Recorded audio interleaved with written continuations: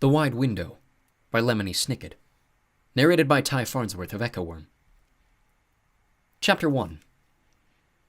If you didn't know much about the Baudelaire orphans, and you saw them sitting on their suitcases at Damocles Dock, you might think that they were bound for an exciting adventure. After all, the three children had just disembarked from the fickle ferry, which had driven them across Lake Lachrymose to live with their Aunt Josephine, and in most cases such a situation would lead to thrillingly good times. But of course, you'd be dead wrong.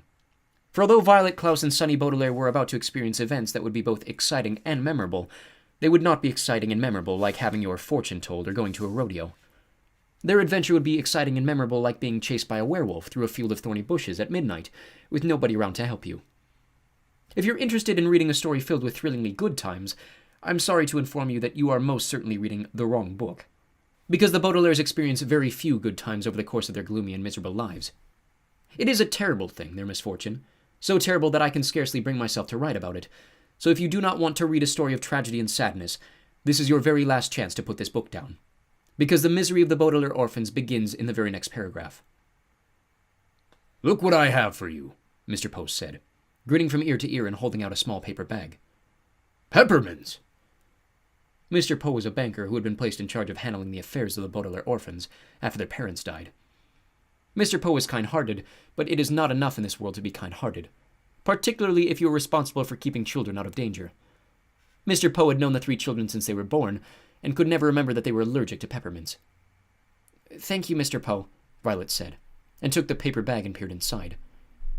Like most 14-year-olds, Violet was too well-mannered to mention that if she ate a peppermint, she would break out in hives, a phrase which here means be covered in red, itchy rashes for a few hours. Besides, she was too occupied with inventing thoughts to pay much attention to Mr. Poe. Anyone who knew Violet would know that when her hair was tied up in a ribbon to keep it out of her eyes, the way it was now, her thoughts were filled with wheels, gears, levers, and other necessary things for inventions. At this particular moment, she was thinking of how she could improve the engine of the fickle ferry so it wouldn't belch smoke into the gray sky. "That's very kind of you," said Klaus, the middle Baudelaire child, smiling at Mr. Poe and thinking that if he even had one lick of a peppermint, his tongue would swell up and he would scarcely be able to speak. Klaus took his glasses off and wished that Mr. Poe had bought him a book or a newspaper instead. Klaus was a voracious reader, and when he learned about his allergy at a birthday party when he was 8, he'd immediately read all his parents' books about allergies. Even 4 years later, he could recite the chemical formulas that caused his tongue to swell up. "Toy!" Tunny shrieked.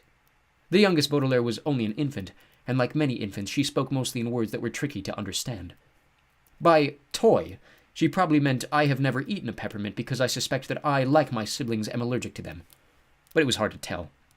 She may also have meant, I wish I could bite a peppermint, because I like to bite things with my 4 sharp teeth, but I don't want to risk an allergic reaction. "You can eat them on your cab ride to Mrs. Antwistle's house," Mr. Poe said, coughing into his white handkerchief. Mr. Poe always seemed to have a cold, and the Baudelaire orphans were accustomed to receiving information from him between bouts of hacking and wheezing. "She apologizes for not meeting you at the dock, but she says she's frightened of it." "Why would she be frightened of a dock?" Klaus asked, looking around at the wooden piers and sailboats. "She's frightened of anything to do with Lake Lachrymose," Mr. Poe said. "But she didn't say why. Perhaps it has to do with her husband's death. Your Aunt Josephine, she's not really your aunt, of course, she's your second cousin's sister-in-law, but ask that you call her Aunt Josephine. Your Aunt Josephine lost her husband recently, and it may be possible that he drowned or died in a boat accident. It didn't seem polite to ask how she became a dowager. Well, let's put you in a taxi." "What does that word mean?" Violet asked. Mr. Poe looked at Violet and raised his eyebrows. "I'm surprised at you, Violet," he said. "A girl of your age should know that a taxi is a car which will drive you someplace for a fee. Now let's gather your luggage and walk to the curb." "Dowager," Klaus whispered to Violet, "is a fancy word for widow." "Thank you," she whispered back, picking up her suitcase in one hand and Sonny in the other. Mr. Poe was waving his handkerchief in the air to signal a taxi to stop, and in no time at all the cab driver piled all the Baudelaire suitcases into the trunk, and Mr. Poe piled the Baudelaire children into the back seat. "I will say goodbye to you here," Mr. Poe said. "The banking day has already begun, and I'm afraid if I go with you out to Aunt Josephine's, I will never get anything done. Please give her my best wishes, and tell her that I will keep in touch regularly." Mr. Poe paused for a moment to cough into his handkerchief before continuing. "Now, your Aunt Josephine is a bit nervous about having 3 children in her house, but I assured her that you 3 were very, very well behaved. Make sure you mind your manners, and as always, you can call or fax me at the bank if there's any sort of problem. Although I don't imagine anything will go wrong this time." When Mr. Poe said this time, he looked at the children meaningfully, as if it were their fault that poor Uncle Monty was dead.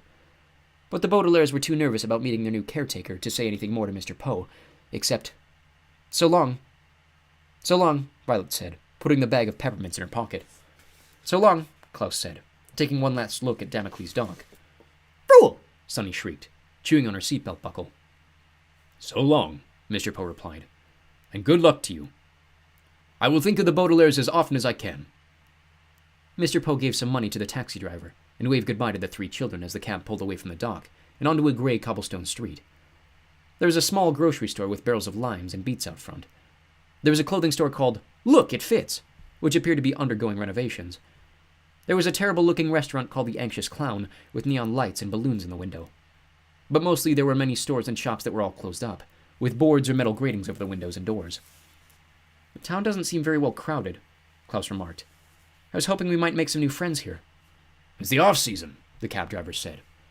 He was a skinny man with a skinny cigarette hanging out of his mouth, and as he talked to the children, he looked at them through the rearview mirror.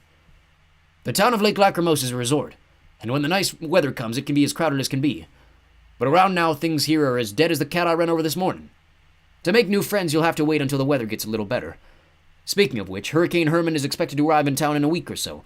You better make sure you have enough food up there in the house." "A hurricane on a lake?" Klaus asked.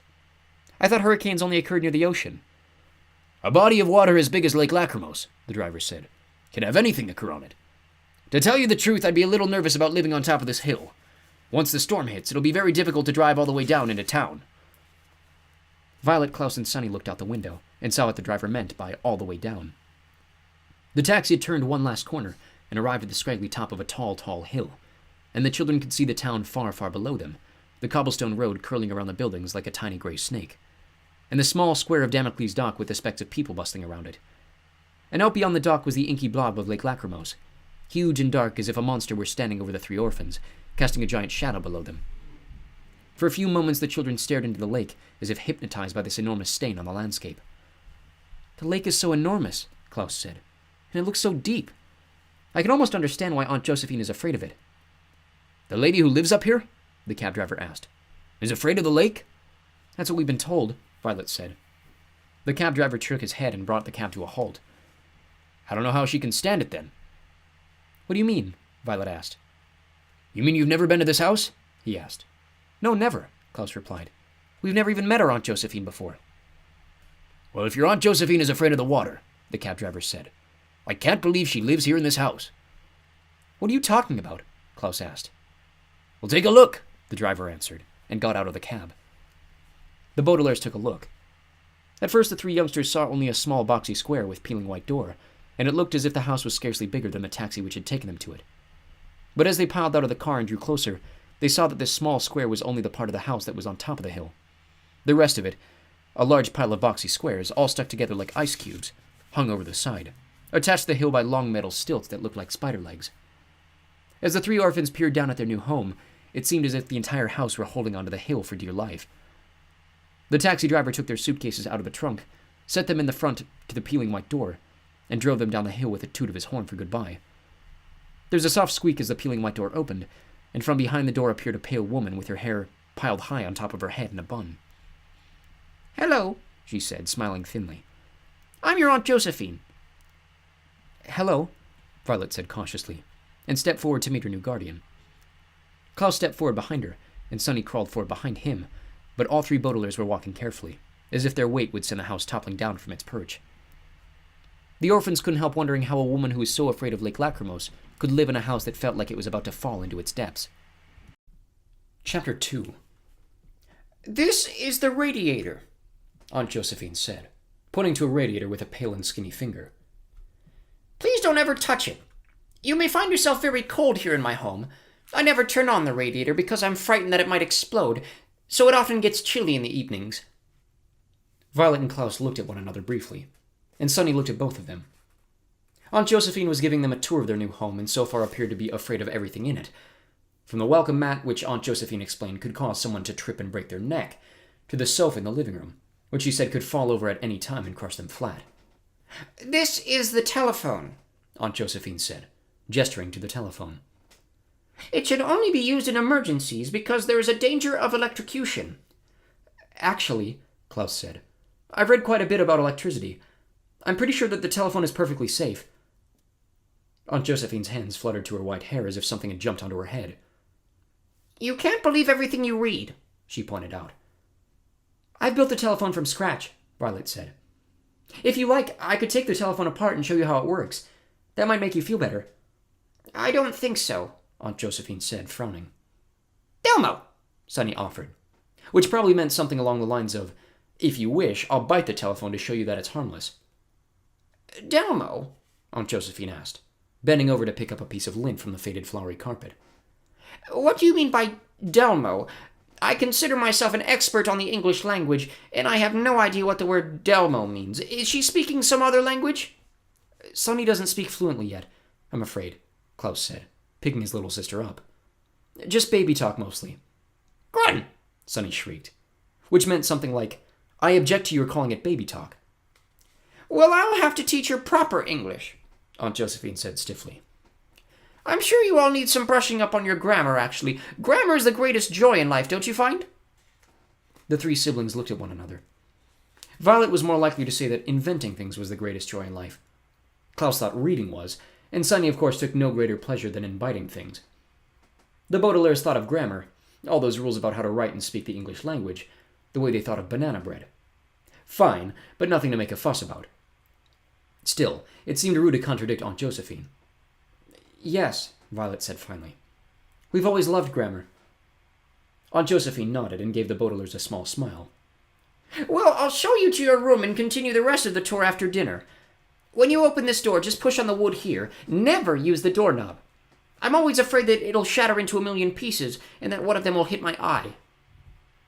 The Baudelaires were beginning to think that they would not be allowed to touch a single object in the whole house, but they smiled at Aunt Josephine, pushed on the wood and opened the door to reveal a large, well-lit room with a blank white wall and plain blue carpet on the floor. Inside were 2 good-sized beds, and 1 good-sized crib, obviously for Sonny, each covered in a plain blue bedspread, and at the foot of each bed was a large trunk for storing things. At the other end of the room was a large closet for everyone's clothes, a small window for looking out, and a medium-sized pile of tin cans for no apparent purpose. I'm sorry that all 3 of you have to share a room, Aunt Josephine said. But this house isn't very big. I try to provide you with everything you would need, and I do hope you'll be comfortable. I'm sure we will, Violet said, carrying her suitcase into the room. Thank you very much, Aunt Josephine. In each of your trunks, Aunt Josephine said, there's a present. Presents? The Baudelaires had not received presents for a long, long time.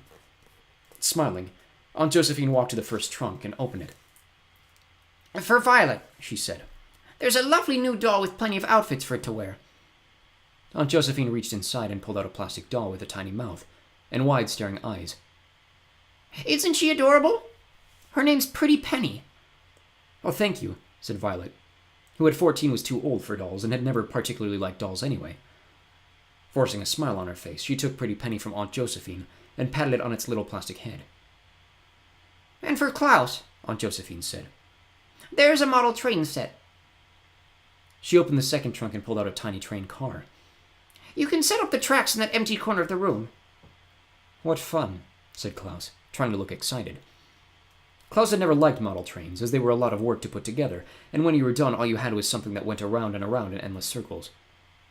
And for little Sonny, Aunt Josephine said, reaching into the smallest trunk, which sat at the foot of the crib. Here's a rattle. See, Sonny, it makes a little noise. Sonny smiled at Aunt Josephine, showing all 4 of her sharp teeth, but her older siblings knew that Sonny despised rattles and the irritating sounds they made when you shook them. Sonny had been given a rattle when she was very small, and it was the only thing she was not sorry to lose in the enormous fire that had destroyed the Baudelaire home. It's so generous of you, Violet said, to give us all of these things. She was too polite to add that they weren't things they particularly liked. Well, I'm very happy to have you here, Aunt Josephine said. I love grammar so much. I'm excited to be able to share my love of grammar with 3 nice children like yourselves. Well, I'll give you a few minutes to settle in, and then we'll have some dinner. See you soon. Aunt Josephine, Klaus asked, what are these cans for? Those cans? For burglars, naturally, Aunt Josephine said, patting the bun of hair on top of her head. You must be as frightened of burglars as I am, so every night simply place these tin cans right by the door so that when burglars come in, they'll trip over the cans and you'll wake up. But what'll we do then when we're awake in a room with an angry burglar? Violet asked. I'd prefer to sleep through a burglary. Aunt Josephine's eyes grew wide with fear. Angry burglars, she repeated. Angry burglars? Why are you talking about angry burglars? Are you trying to make us all even more frightened than we already are? Of course not, Violet stuttered, not pointing out that Aunt Josephine was the one who had brought up the subject. I'm sorry, I didn't mean to frighten you.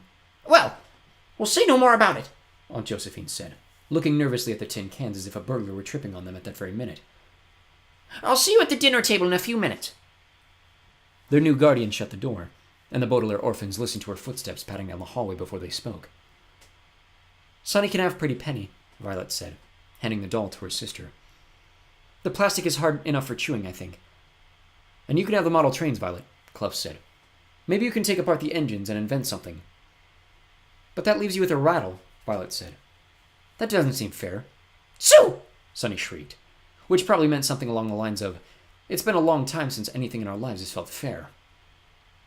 The Baudelaires looked at each other with bitter smiles. Sonny was right. It wasn't fair that their parents had been taken away from them. It wasn't fair that the evil and revolting Count Olaf was pursuing them wherever they went, caring for nothing but their fortune. It wasn't fair that they moved from relative to relative, with terrible things happening at each of their new homes, as if the Baudelaires were riding on some horrible bus that stopped only at stations of unfairness and misery. And, of course, it certainly wasn't fair that Klaus only had a rattle to play with in his new home. Aunt Josephine obviously worked very hard to prepare this room for us, Violet said sadly. She seems to be a good-hearted person. We shouldn't complain even to ourselves. You're right, Klaus said, picking up his rattle and giving it a half-hearted little shake. We shouldn't complain. Twee! Sonny shrieked, which probably meant something like, both of you are right. We shouldn't complain. Klaus walked over to the window and looked out at the darkening landscape.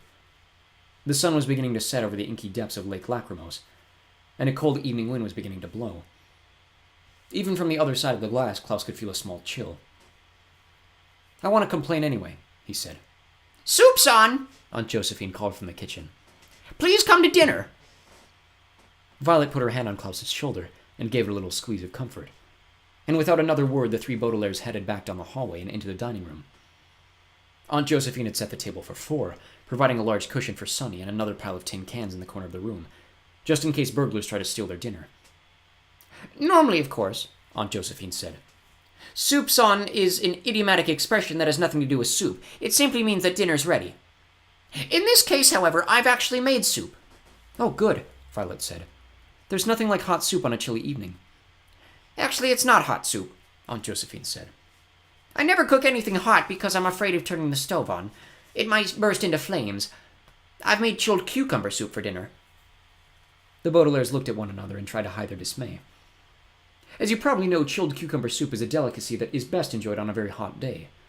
I myself once enjoyed it in Egypt while visiting a friend of mine who works as a snake charmer. When it's very well prepared, chilled cucumber soup has a delicious minty taste, cool and refreshing as if you're drinking something as well as eating it. But on a cold day, in a drafty room, chilled cucumber soup is about as welcome as a swarm of wasps at a bat mitzvah. In dead silence, the 3 children sat down at their table with their Aunt Josephine, and did their best to force down the cold, slimy concoction. The only sound was of Sonny's 4 teeth chattering on her soup spoon, as she ate her frigid dinner. As I'm sure you know, when no one's speaking at the dinner table, the meal seems to take hours, so it felt like much, much later when Aunt Josephine broke the silence. My dear husband and I never had children, she said, because we were afraid to. But I do want you to know that I'm very happy that you're here. I'm often very lonely upon this hill by myself, and when Mr. Poe wrote to me about your troubles, I didn't want you to be as lonely as I was when I lost my dear Ike. Was Ike your husband? Violet asked. Aunt Josephine smiled, but she didn't look at Violet, as if she were talking more to herself than to the Baudelaires. Yes, she said, in a faraway voice. He was my husband, but he was much more than that. He was my best friend, my partner in grammar, and the only person I knew who could whistle with crackers in his mouth. Our mother could do that, Klaus said, smiling. Her specialty was Mozart's 14th Symphony. Ike's was Beethoven's 4th Quartet, Aunt Josephine replied. Apparently it's a family characteristic. I'm sorry we never got to meet him, Violet said. He sounds wonderful. He was wonderful, Aunt Josephine said, stirring her soup and blowing on it even though it was ice cold. I was so sad when he died. I felt like I'd lost the two most special things in my life. Two? Violet asked. What do you mean? I lost Ike, Aunt Josephine said. and I lost Lake Lachrymose. I mean, I didn't really lose it, of course. It's still down in the valley, but I grew up on its shores. I used to swim in it every day. I knew which beaches were sandy and which were rocky. I knew all the islands in the middle of its waters, and all the caves alongside its shore. Lake Lachrymose felt like a friend to me, but when it took poor Ike away from me, I was too afraid to go near it anymore. I stopped swimming in it. I never went to the beach again. I even put away all my books about it. The only way I can bear to look at it is from the wide window in the library. Library? Klaus asked, brightening. You have a library? Of course, Aunt Josephine said. Where else could I keep all my books on grammar? If you've all finished with your soup, I'll show you the library. I couldn't eat another bite, Violet said truthfully. Sonny shrieked in agreement. No, Sonny, Aunt Josephine said. Is not grammatically correct. You mean to say I have also finished my supper. Sonny insisted. My goodness, you do need grammar lessons, Aunt Josephine said. All the more reason to go to the library. Come, children. Leaving behind their half-full soup bowls, the Baudelaires followed Aunt Josephine down the hallway, taking care not to touch any of the doorknobs they passed. At the end of the hallway, Aunt Josephine stopped and opened an ordinary-looking door. But when the children stepped through the door, they arrived in a room that was anything but ordinary. The library was neither square nor rectangular, like most rooms, but curved in the shape of an oval. One wall of the oval was devoted to books, rows and rows and rows of them, and every single one of them was about grammar. There was an encyclopedia of nouns placed in a series of simple wooden bookshelves, curved to fit the wall. There were very thick books on the history of verbs, lined up in metal bookshelves that were polished to a bright shine. And there were cabinets made of glass, with adjective manuals placed inside them as if they were for sale in a store instead of in someone's house. In the middle of the room were some comfortable-looking chairs, each with its own footstool so one could stretch out one's legs while reading. But it was the other wall of the oval, at the far end of the room, that drew the children's attention. From floor to ceiling, the wall was a window, just one enormous curved pane of glass, and beyond the glass was a spectacular view of Lake Lachrymose. When the children stepped forward to take a closer look, they felt as if they were flying high above the dark lake instead of merely looking out on it. This is the only way I can stand to look at the lake, Aunt Josephine said in a quiet voice. From far away. If I get much closer, I remember my last picnic on the beach with my darling Ike. I warned him to wait an hour after eating before he went into the lake, but he only waited 45 minutes. He thought that was enough. Did he get cramps? Klaus asked. That's what's supposed to happen if you don't wait an hour before you swim. That's one reason, Aunt Josephine said. But in Lake Lachrymose, there's another one. If you don't wait an hour after eating, the Lachrymose leeches will smell food on you and attack. Leeches? Violet asked. Leeches, Klaus explained, are a bit like worms. They're blind and live in bodies of water, and in order to feed, they attach themselves to you and suck your blood. Violet shuddered. How horrible.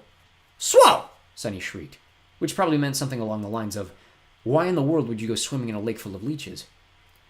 The Lachrymose leeches, Aunt Josephine said, are quite different from regular leeches. They each have 6 rows of very sharp teeth and one very sharp nose. They can smell even the smallest bit of food from far, far away. The Lachrymose leeches are usually quite harmless, preying only on small fish. But if they smell food on a human, they'll swarm around him and... Tears came to Aunt Josephine's eyes, and she took out a pale pink handkerchief and dabbed them away. I apologize, children. It's not grammatically correct to end a sentence with the word "and," but I get so upset when I think about Ike and that I cannot talk about his death. We're sorry we brought it up, Klaus said quickly. We didn't mean to upset you. That's all right, Aunt Josephine said, blowing her nose. It's just that I prefer to think of Ike in other ways. Ike always loved the sunshine, and I like to imagine that wherever he is now, it's as sunny as can be. Of course, nobody knows what happens to you after you die, but it's nice to think of my husband someplace very, very hot, don't you think? Yes, I do, Violet said. It is very nice. She swallowed. She wanted to say something else to Aunt Josephine, but when you only have known someone for a few hours, it's difficult to know what they would like to hear. Aunt Josephine, she said timidly, have you thought of moving someplace else? Perhaps if you lived somewhere far from Lake Lachrymose, you might feel better. We'd go with you, Klaus piped up. Oh, I could never sell this house, Aunt Josephine said. I'm terrified of realtors. The three Baudelaire youngsters looked at one another surreptitiously, a word which here means, well, Aunt Josephine wasn't looking. None of them had ever heard of a person who was frightened of realtors. There are two kinds of fears: rational and irrational, or, in simpler terms, fears that make sense and fears that don't. For instance, the Baudelaire orphans have a fear of Count Olaf, which makes perfect sense because he's an evil man who wants to destroy them. But if they were afraid of lemon meringue pie, this would be an irrational fear, because lemon meringue pie is delicious and has never hurt a soul. Being afraid of a monster under the bed is perfectly rational, because there may in fact be a monster under your bed at any time, ready to eat you all up. But a fear of realtors is an irrational fear.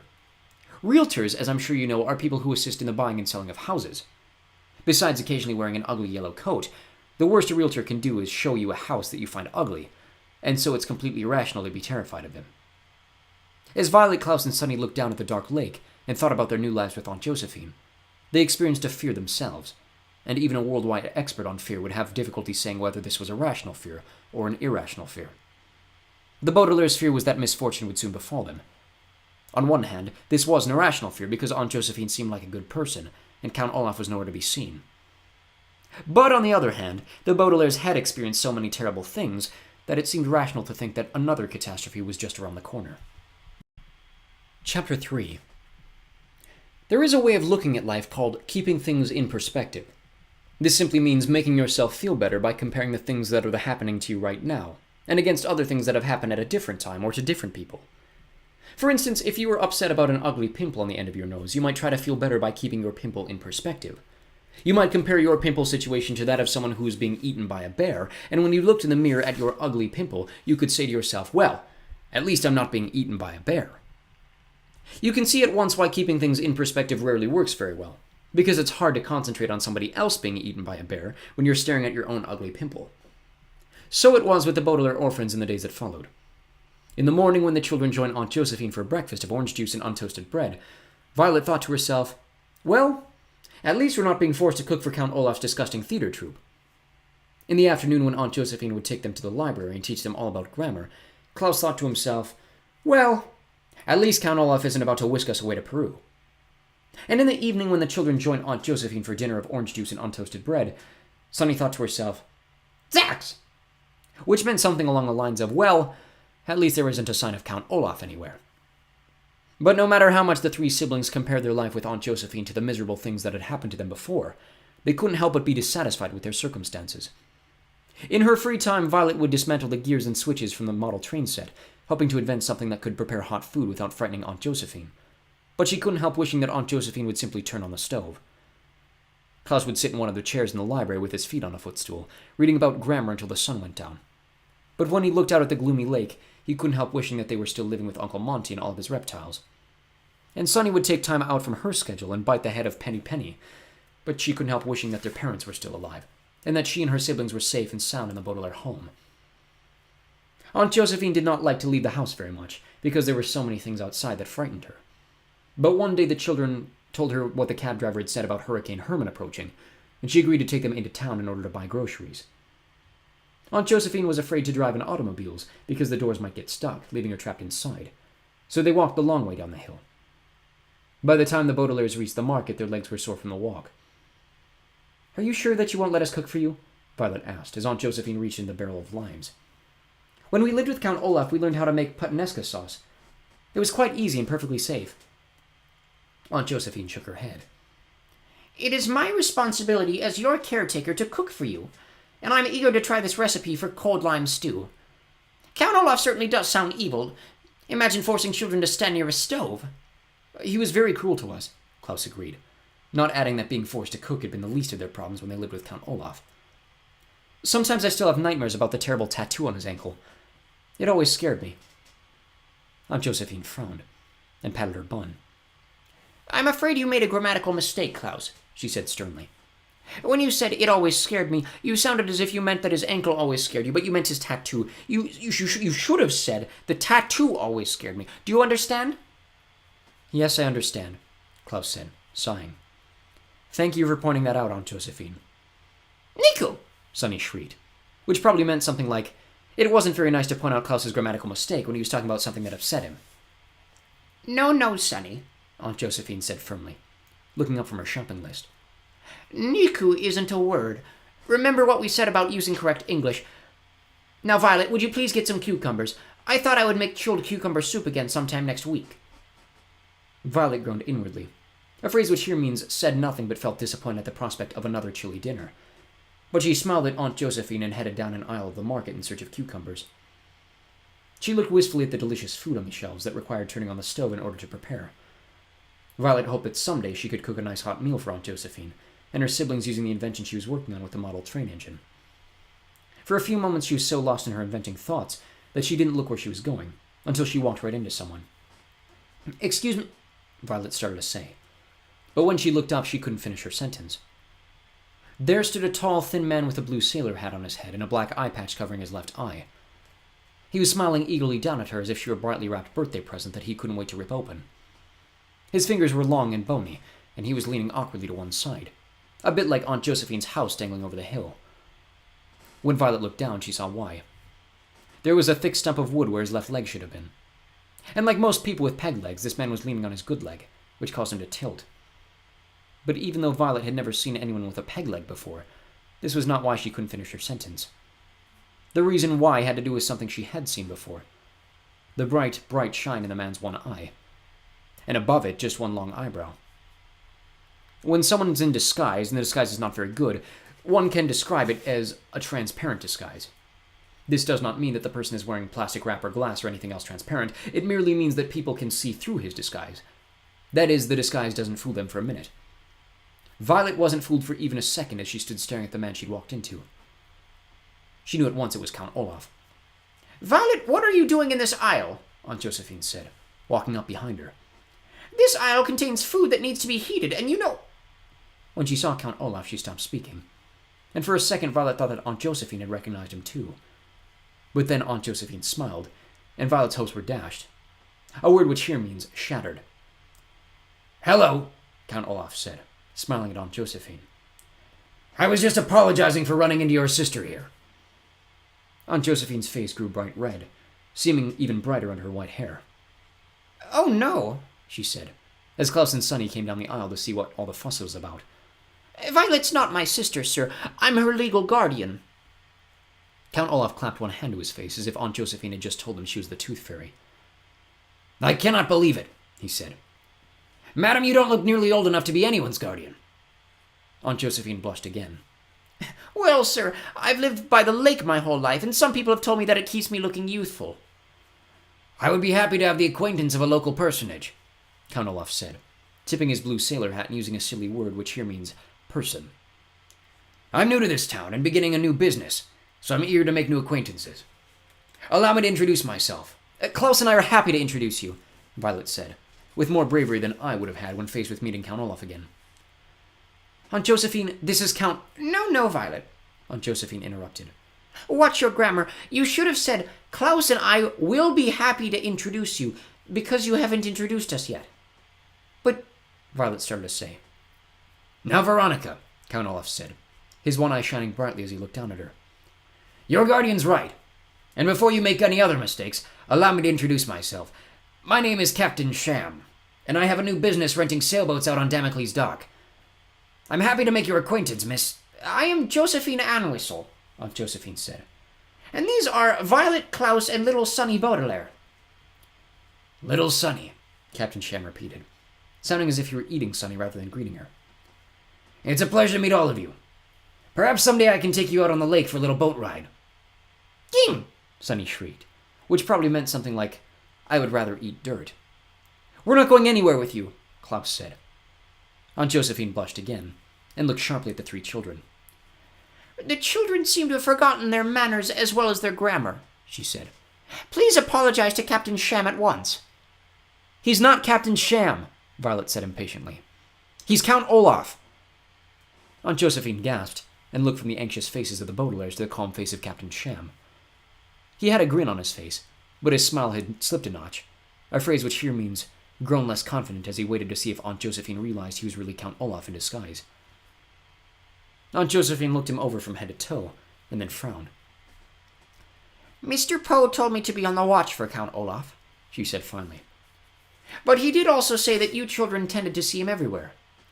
"We see him everywhere," Klaus said tiredly. Because he is everywhere. Who is this Count Omar person? Captain Shem asked. Count Olaf, Aunt Josephine said.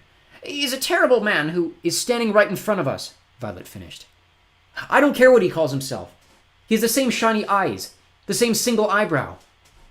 But plenty of people has those characteristics, Aunt Josephine said. Why, my mother-in-law had not only one eyebrow, but also one ear. The tattoo, Klaus said. Look for the tattoo. Count Olaf has a tattoo of an eye on his left ankle. Captain Shem sighed, and with difficulty lifted his peg leg so everyone could get a clear look at it. It was made of dark wood that was polished to shine as brightly as his eye, and attached to his left knee with a curved metal hinge. But I don't even have a left ankle, he said in a whiny voice. It was all chewed away by the lachrymose leeches. Aunt Josephine's eyes welled up, and she placed a hand on Captain Shem's shoulder. Oh, you poor man, she said, and the children knew at once they were doomed. Did you hear what Captain Shem said? She asked them. Violet tried one more time, knowing it would probably be futile, a word which here means filled with futility. He's not Captain Shem, she said. He's... You don't think he would allow the lachrymose leeches to chew off his leg? Aunt Josephine said. Just to play a prank on you. Tell us, Captain Shem, tell us how it happened. Well, I was sitting on my boat just a few weeks ago, Captain Shem said. I was eating some pasta with puttanesca sauce, and I spilled some on my leg. Before I knew it, the leeches were attacking. That's just how it happened with my husband, Aunt Josephine said, biting her lip. The Baudelaires, all three of them, clenched their fists in frustration. They knew that Captain Shem's story about the puttanesca sauce was as phony as his name, but they couldn't prove it. Here, Captain Shem said, pulling a small card out of his pocket and handing it to Aunt Josephine. Take my business card. And next time you're in town, perhaps we could enjoy a cup of tea. Oh, that sounds delightful, Aunt Josephine said, reading his card. Captain Sham's sailboats. Every boat has its own sail. Oh, Captain, you've made a very serious grammatical error here. What? Captain Shem said, raising his eyebrow. This card says it's, with an apostrophe. IT''S always means it is. You don't mean to say every boat has it is own sail. You mean to say ITS, belonging to it. It's a very common mistake, Captain Shem, but a very dreadful one. Captain Shem's face darkened, and it looked for a minute like he was going to raise his peg leg again and kick Aunt Josephine with all his might. But then he smiled and his face cleared. Thank you for pointing that out, he said finally. You're welcome, Aunt Josephine said. Come, children. It's time to play our groceries. I hope to see you soon, Captain Shem. Captain Shem smiled and waved goodbye, but the Baudelaires watched as the smile turned into a sneer as soon as Aunt Josephine had turned her back. He'd fooled her, and there was nothing the Baudelaires could do about it. They spent the rest of the afternoon trudging back up the hill carrying their groceries, but the heaviness of cucumbers and limes was nothing compared to the heaviness in the orphans' hearts. All the way up the hill, Aunt Josephine talked about Captain Shem and what a nice man he was, and how much she hoped they would see him again, while the children knew he was really Count Olaf and a terrible man, and hoped they would never see him for the rest of their lives. There's an expression that I'm sad to say is appropriate for this part of the story. The expression is falling for something hook, line, and sinker, and it comes from the world of fishing. The hook, the line, and the sinker are all parts of a fishing rod, and they work together to lure fish out of the ocean to their doom. If somebody is falling for something hook, line, and sinker, they're believing a bunch of lies and may find themselves doomed as a result. Aunt Josephine was falling for Captain Shem's lies, hook, line, and sinker. But it was Violet, Klaus, and Sunny who were feeling doomed. As they walked up the hill in silence, the children looked down at Lake Lachrymose and felt the chill of doom fall over their hearts. It made the three siblings feel cold and lost, as if they were not simply looking at the shadowy lake, but had been dropped into the middle of its depths. Chapter 4. That night, the Baudelaire children sat at the table with Aunt Josephine and ate their dinner with a cold pit in their stomachs. Half of the pit came from the chilled lime stew that Aunt Josephine had prepared. But the other half, if not more than half, came from the knowledge that Count Olaf was in their lives once again. That Captain Shem is certainly a charming person, Aunt Josephine said, putting a piece of lime rind into her mouth. He must be very lonely, moving into a new town and losing a leg. Maybe we could have him over for dinner. We keep trying to tell you, Aunt Josephine, Violet said, pushing the stew around on her plate so it would look like she'd eaten more than she actually had. He's not Captain Shem. He's Count Olaf in disguise. I've had enough of this nonsense, Aunt Josephine said. Mr. Poe told me that Count Olaf had a tattoo on his left ankle and one eyebrow over his eyes.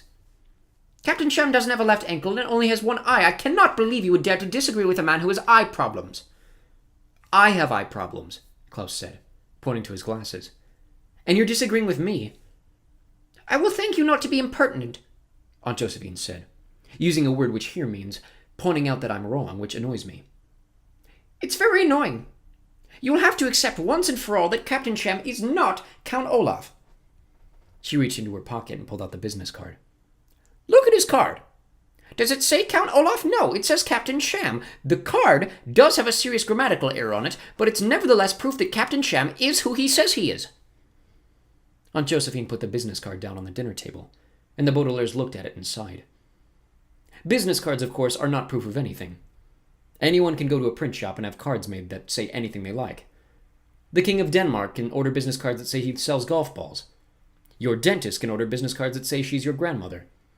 In order to escape from the castle of an enemy of mine, I once had cards printed that said I was an admiral in the French Navy. Just because something is typed, whether it's typed on a business card or typed in a newspaper or book, this does not mean that it's true.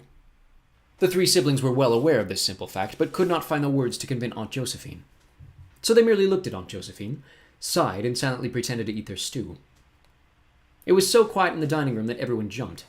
Violet, Klaus, Sonny, and even Aunt Josephine, when the telephone rang. My goodness, Aunt Josephine said. What should we do? Minka! Sonny shrieked, which probably meant something like, answer it, of course. Aunt Josephine stood up from the table, but didn't move even as the phone rang a second time. It might be important, she said, but I don't know if it's worth the risk of electrocution. If it makes you feel more comfortable, Violet said, wiping her mouth with her napkin. I'll answer the phone. Violet stood up and walked to the phone in time to answer it on the third ring. Hello? She asked. Is this Mrs. Anwhistle? A wheezy voice asked. No, Violet replied. This is Violet Baudelaire. May I help you? Put the old woman on the phone, orphan, the voice said, and Violet froze, realizing it was Captain Sham. Quickly she stole a glance at Aunt Josephine, who was now watching Violet nervously. I'm sorry, Violet said into the phone. You must have the wrong number. Don't play with me, you wretched girl. Captain Sham started to say, but Violet hung up the phone, her heart pounding, and turned to Aunt Josephine. Someone was asking for the Hopalon dancing school, she said, lying quickly. I told them they had the wrong number. What a brave girl you are, Aunt Josephine murmured. Picking up the phone like that. It's actually very safe, Violet said. Haven't you ever answered the phone, Aunt Josephine? Klaus asked. Ike almost always answered it, Aunt Josephine said. And used a special glove for safety, but now that I've seen you answer it, maybe I'll give it a try next time somebody calls. The phone rang, and Aunt Josephine jumped again. Goodness, she said. I didn't think it would ring again so soon. What an adventurous evening. Violet stared at the phone, knowing it was Captain Sham calling back. Would you like me to answer it again? She asked. No, Aunt Josephine said, walking toward the small ringing phone as if it were a big barking dog. Big barking dog. I said I'd try it, and I will. She took a deep breath, reached out a nervous hand, and picked up the phone. Hello? She said. Yes, this is she. Oh, hello, Captain Sham. How lovely to hear your voice. Aunt Josephine listened for a moment, and then blushed bright red. Oh, well, that's very nice of you to say, Captain Sham, but... What? Oh, all right, that's very nice of you to say, Julio. What? Oh, what a lovely idea, but please hold one moment. Aunt Josephine held a hand over the receiver and faced the three children. Violet, Klaus, Sonny, please go to your room, she said. Captain Julio, he asked me to call him by his first name, is planning a surprise for you children, and he wants to discuss it with me. We don't want a surprise, Klaus said. Of course you do, Aunt Josephine said. Now run along so I can discuss it without your eavesdropping. We're not eavesdropping, Violet said. But I think it'd be better if we stayed here. Perhaps you're confused about the meaning of the word eavesdropping, Aunt Josephine said. It means listening in. If you stay here, you'll be eavesdropping. Please go to your room. We know what eavesdropping means, Klaus said. But he followed his sisters down the hallway to their room. Once inside, they looked at one another in silent frustration. Violet put aside pieces of the toy caboose that she had planned to examine that evening to make room on her bed for the three of them to lie beside one another, and frowned at the ceiling. I thought we'd be safe here, Violet said glumly. I thought that anybody who was frightened of realtors would never be friendly to Count Olaf, no matter how he was disguised. Do you think that he actually let leeches chew off his leg? Klaus wondered, shuddering. Just to hide his tattoo? Join! Sonny shrieked, which probably meant, that seems a little drastic even for Count Olaf. I agree with Sonny, Violet said. I think he told that tale about leeches just to make Aunt Josephine feel sorry for him. And it sure worked, Klaus said, sighing. After he told her that sob story, she fell for his disguise hook, line, and sinker. At least she isn't as trusting as Uncle Monty, Violet pointed out. He let Count Olaf move right into his house. At least then we could keep an eye on him, Klaus replied. Ober! Sonny remarked, which meant something along the lines of, although we still didn't save Uncle Monty. What do you think he's up to this time? Violet asked. Maybe he plans to take us out in one of his boats and drown us in the lake. Maybe he wants to push this whole house off the mountain, Klaus said, and blame it on Hurricane Herman. Have to! Sonny said glumly, which probably meant something like, maybe he wants to put the lachrymose leeches in our beds. Maybe, Violet said. All these maybes won't get us anywhere. We could call Mr. Poe and tell him Count Olaf is here, Klaus said. Maybe he could come and fetch us. That's the biggest maybe of them all, Violet said. It's always impossible to convince Mr. Poe of anything. And Aunt Josephine doesn't believe us, even though she saw Count Olaf with her own eyes. She doesn't even think she saw Count Olaf, Klaus agreed sadly. She thinks she saw Captain Sham. Sonny nibbled half-heartedly on Pretty Penny's head and muttered, Punch! Which probably meant, you mean Julio. Then I don't see what we can do, Klaus said, except keep our eyes and ears open. Toma! Sonny agreed. You're both right, Violet said. We'll just have to keep a very careful watch. The Baudelaire orphans nodded solemnly, but the cold pit in their stomachs had not gone away. They all felt that keeping watch wasn't really much of a plan for defending themselves from Captain Sham, and as it grew later and later, it worried them more and more. Violet tied her hair up in a ribbon to keep it out of her eyes, as if she were inventing something, but she thought and thought for hours and hours and was unable to invent another plan. Klaus stared at the ceiling with the utmost concentration, as if something was very interesting, but nothing helpful occurred to him as the hour grew later and later. And Sonny bit Pretty Penny's head over and over, but no matter how long she bit it, she couldn't think of anything to ease the Baudelaire's worries. I have a friend named Gina Sue who's a socialist, and Gina Sue has a favorite saying. You can't lock up the barn after the horses are gone. It means simply that sometimes even the best of plans will occur to you when it's too late. This, I'm sorry to say, is the case with the Baudelaire orphans and their plan to keep a close watch on Captain Sham. For after hours and hours of worrying, they heard an enormous crash of shattering glass, and knew at once that keeping watch hadn't been a very good plan. What was that noise? Violet said, getting up off the bed. It sounded like breaking glass, Klaus said worriedly, walking toward the bedroom door. Vestu! Sonny shrieked. But her siblings did not have time to figure out what she meant as they all hurried down the hallway. Aunt Josephine! Aunt Josephine? Violet called, but there was no answer. She peered up and down the hallway, but everything was quiet. Aunt Josephine! She called again. Violet led the way as the three orphans ran into the dining room, but their guardian wasn't there either. The candles on the table were still lit, casting a flickering glow on the business card and the bowls of cold lime stew. Aunt Josephine! Violet called again, and the children ran back out to the hallway and toward the door of the library. As she ran, Violet couldn't help but remember how she and her siblings had called Uncle Monty's name, early one morning just before discovering the tragedy that had befallen him. Aunt Josephine! She called. Aunt Josephine! She couldn't help but remember all the times she had woken up in the middle of the night, calling out the names of her parents as she dreamed, as she so often did, of the terrible fire that had claimed their lives. Aunt Josephine! She said, reaching the library door. Violet was afraid that she was calling out Aunt Josephine's name when her aunt could no longer hear it. Look, Klaus said, and pointed to the door. A piece of paper folded in half was attached to the wood with a thumbtack. Klaus pried the paper loose and unfolded it. What is it? Violet asked, and Sonny craned her little neck to see. It's a note, Klaus said, and read it out loud. Violet, Klaus, and Sonny, by the time you read this note, my life will be at its end. My heart is as cold as Ike, and I find life unbearable. I know you children might not understand the sad life of a dowager, or what would have led me to this desperate act, but please know that I'm much happier this way. As my last will and testament, I leave you three in the care of Captain Sham, a kind and honorable man. Please think of me kindly even though I'd done this terrible thing. Your Aunt Josephine. Oh no, Klaus said quietly when he was finished reading. He turned the piece of paper over and over as if he'd read it incorrectly, as if it said something different. Oh no, he said again, so faintly that it was as if he didn't even know he was speaking out loud. Without a word, Violet opened the door to the library, and the Baudelaires took a step inside and found themselves shivering. The room was freezing cold, and after one glance the orphans knew why. The wide window had shattered. Except for a few shards that still stuck to the window frame, the enormous pane of glass was gone, leaving a vacant hole that looked out into the still blackness of the night. The cold night air rushed through the hole, rattling the bookshelves and making the children shiver up against one another. But despite the cold, the orphans walked carefully to the empty space where the window had been, and looked down.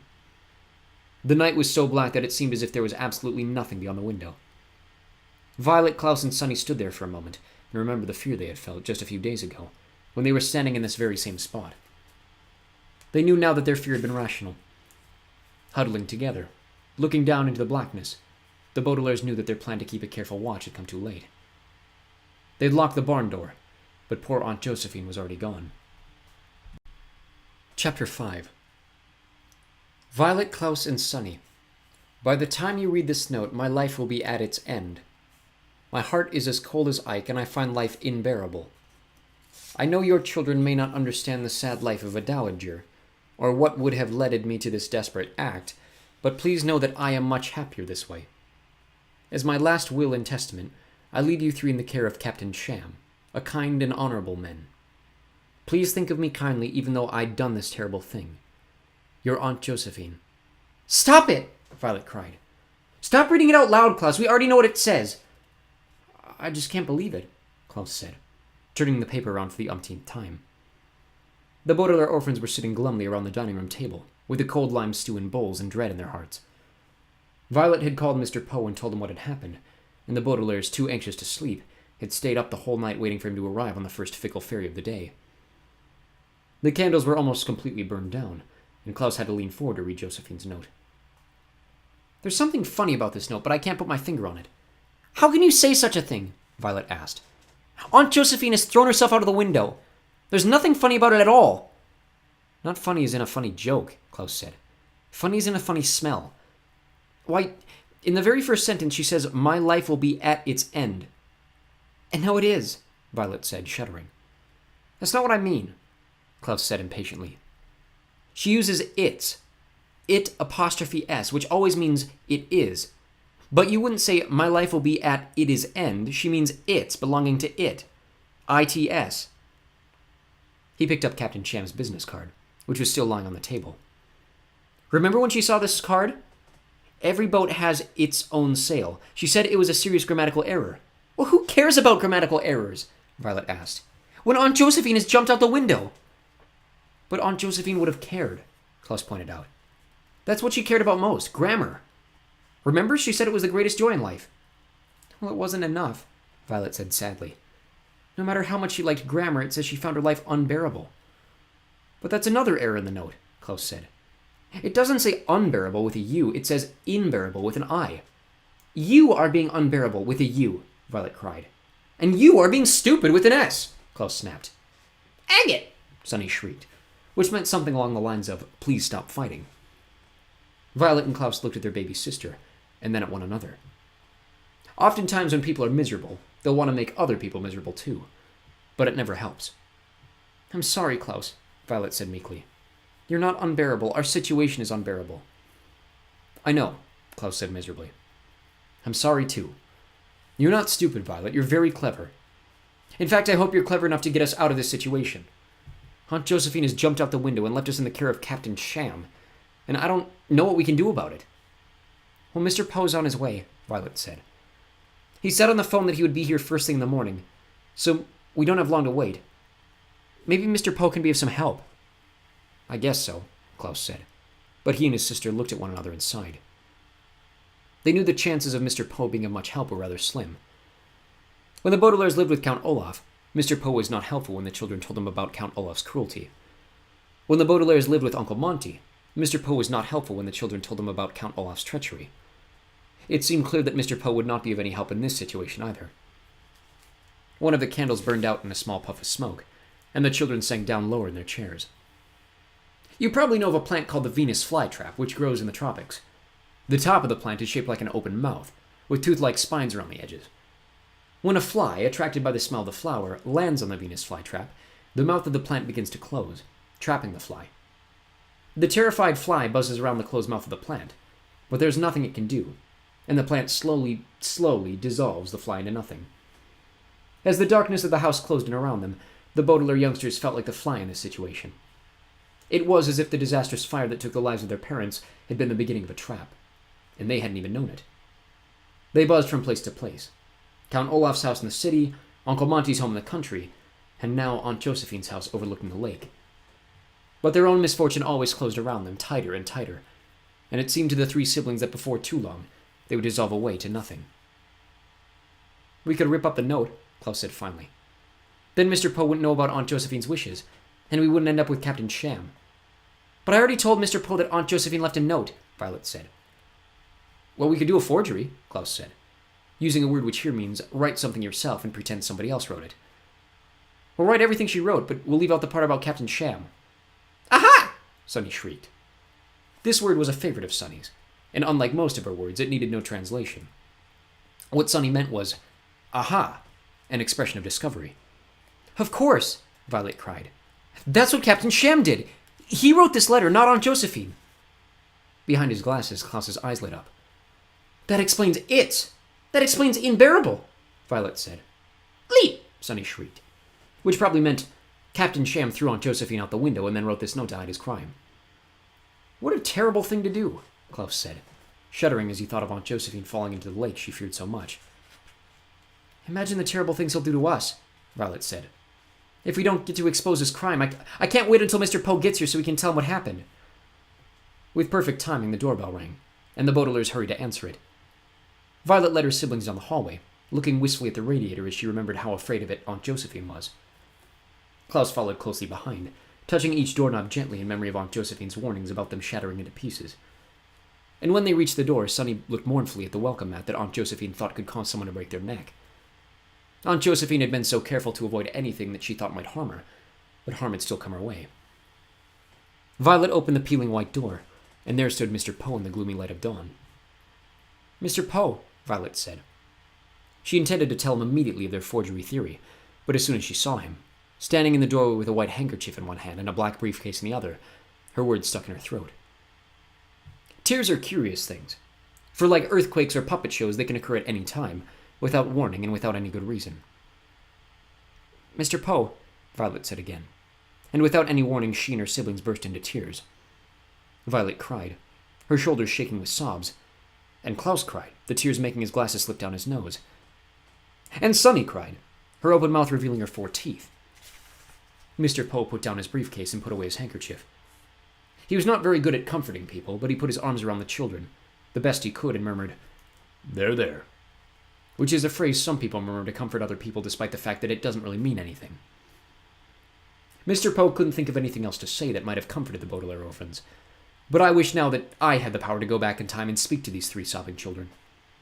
If I could tell the Baudelaires that, like earthquakes and puppet shows, their tears were occurring not only without warning, but also without good reason. The youngsters were crying, of course, because they thought Aunt Josephine was dead, and I wish I had the power to go back and tell them that they were wrong. But of course I cannot. I'm not on the top of the hill overlooking Lake Lachrymose on that gloomy morning.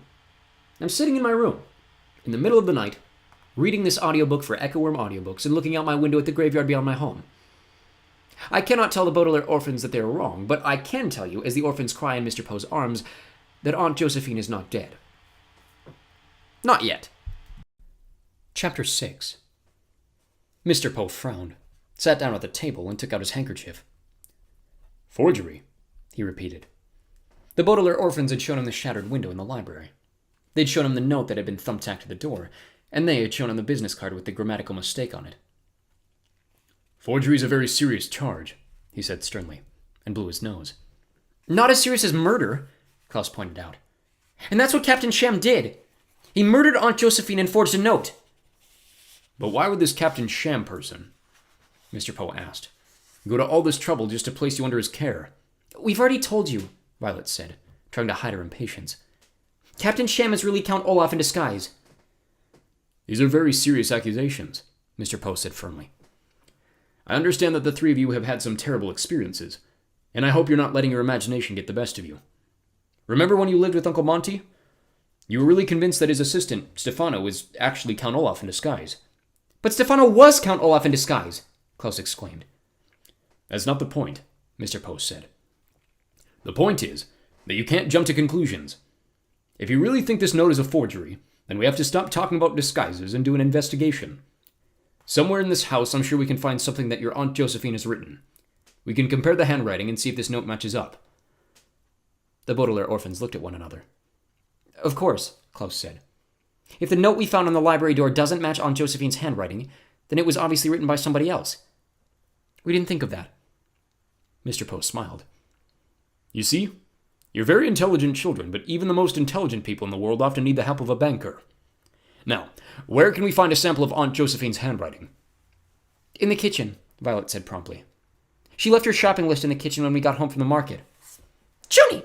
Sonny shrieked, which probably meant, let's go to the kitchen and get it. And that's exactly what they did. Aunt Josephine's kitchen was very small and had a large white sheet covering the stove and the oven. For safety, Aunt Josephine had explained during her tour. There was a countertop where she prepared the food, a refrigerator where she stored the food, and a sink where she washed away the food nobody had eaten. To one side of the countertop was a small piece of paper on which Aunt Josephine had made her list, and Violet crossed the kitchen to retrieve it. Mr. Poe turned on the lights, and Violet held the shopping list up to the note to see if they matched. There are men and women who are experts in the field of handwriting analysis. They are called graphologists, and they attend graphological schools in order to get their degree in graphology.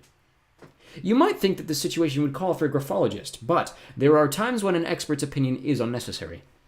For instance, if a friend of yours brought you her pet dog, and said she was concerned because it wasn't laying eggs, you would not have to be a veterinarian to tell her that dogs do not lay eggs, and so there was nothing to worry about. Yes, there are some questions that are so simple that anyone can answer them. And Mr. Poe and the Baudelaire orphans instantly knew the answer to the question, does the handwriting on the shopping list match the handwriting on the note? The answer was yes. When Aunt Josephine had written vinegar on the shopping list, she had curved the tips of the V into tiny spirals. The same spirals that decorated the tips of the V in violet on the note. When she had written cucumbers on the shopping list, the C's were slightly squiggly, like earthworms, and the same earthworms appeared in the words cold and Captain Sham on the note. When Aunt Josephine had written limes on the shopping list, the I was dotted with an oval rather than a circle, just as it was in My Life Will Be at Its End. There was no doubt that Aunt Josephine had written on both the pieces of paper that Mr. Poe and the Baudelaires were examining. I don't think there's any doubt that Aunt Josephine wrote on both these pieces of paper, Mr. Poe said. But, Violet began. There are no buts about it, Mr. Poe said. Look at the curvy V's. Look at the squiggly C's. Look at the oval dots over the I's. I'm no graphologist, but I can certainly tell that these were written by the same person. You're right, Klaus said miserably.